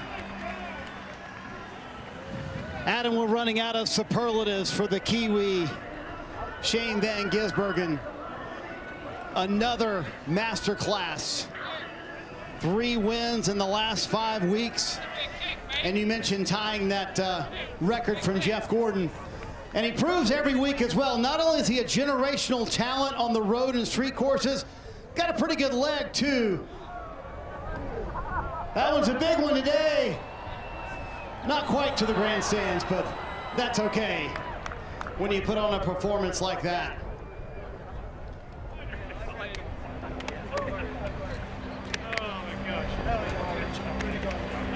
Hugs for the pit crew, well deserved. Stephen Doran as well. He called some great races over the last few weeks. How was the heart rate there on all those final cautions and restarts, Shane? Yeah, it was pretty tough stuff. We had an amazing car, but yeah, Chase Briscoe, what a great racer, and gave me respect, and jumped the last one a little bit, but it was pretty tense, but amazing. So stoked for Red Bull, Trackhouse, Chevy. Unbelievable. I had a really fun weekend here, some great races, and hope everyone enjoyed that. How hard is it to believe 5 weeks ago this race team didn't have a win, Shane? As it sits now, you're the #3 seed in the playoffs. Hard to believe that, isn't it? But I just have to thank these guys. You know, we've built up all year, got better and better, and now we need to keep getting better on the ovals and start proving some people wrong. Shane, you've won championships, 81 supercar wins over your career. You've done everything you could down there. How do you put into words what the last 2 years have meant to you? Oh, it means everything. That's why I race cars, you know. I had an amazing time in Australia, and then to come here, and yeah, the last couple of weeks, or years actually, has been a dream come true. I've really enjoyed my time in NASCAR. Thanks everyone for making me feel so welcome, and yeah, hope I'm here for a long time to come. Yeah, you can hear a little bit of emotion there as he celebrates their 3rd win in 5 weeks. SVG is unstoppable on street and road courses, Adam, and he proves it once again today. It's one thing to be that good. It's another thing to live up to the expectations. And now we go to the in-season challenge. 4 drivers remain. Here are the matchups as we look forward to Dover. Ty Dillon stays alive. It's unbelievable what this guy's been able to do, and we've seen the desperation and what it means to him and his team on that last lap. Nemechek barely squeaks out one over his teammate Jones to stay alive. And then you look at the other side of the bracket, Reddick, Gibbs heading to the monster. I mean, that can just be a toe-to-toe just punch fest. I mean, those 2 cars can easily run well inside the top 10. So this is going to be so much fun. 4 remain. Let's get to our leaderboard. You know, Marty talks about the impact of winning 3 races. 4 drivers have done it this year. Kyle Larson, Denny Hamlin, Christopher Bell, and Shane Van Gisbergen. Look at that. Yeah, the bubble battle stays pretty tight with Bubba Wallace and Ryan Preece. Kyle Busch actually may make the argument that he's got a shot to work his way back into this conversation with a great point stay in the top 10 here in Sonoma.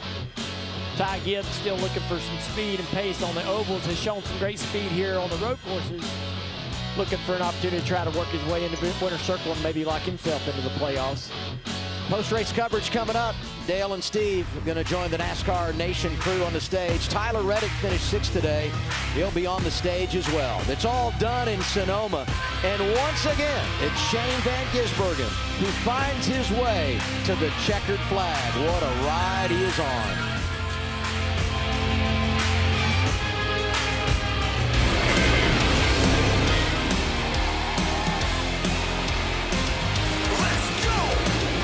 At the top of the mountain, climbed all the way up and never looked down. If the road wasn't rough, we might not have found the blood and some guts and thousands of hours. We welcome you now to our arena. If you don't know right now, it's hard to beat us. You can tell by our demeanor how hard we leaning. You will remember when you see it in lights. We are the champions.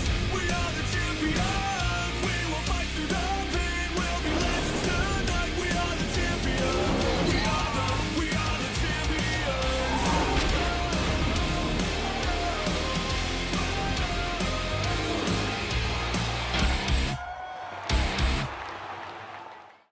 This copyrighted telecast may not be reproduced, retransmitted, or used in any form without the authorized written consent of NASCAR Broadcasting. NASCAR would like to thank all of our fans for your support, and we hope you enjoyed today's broadcast.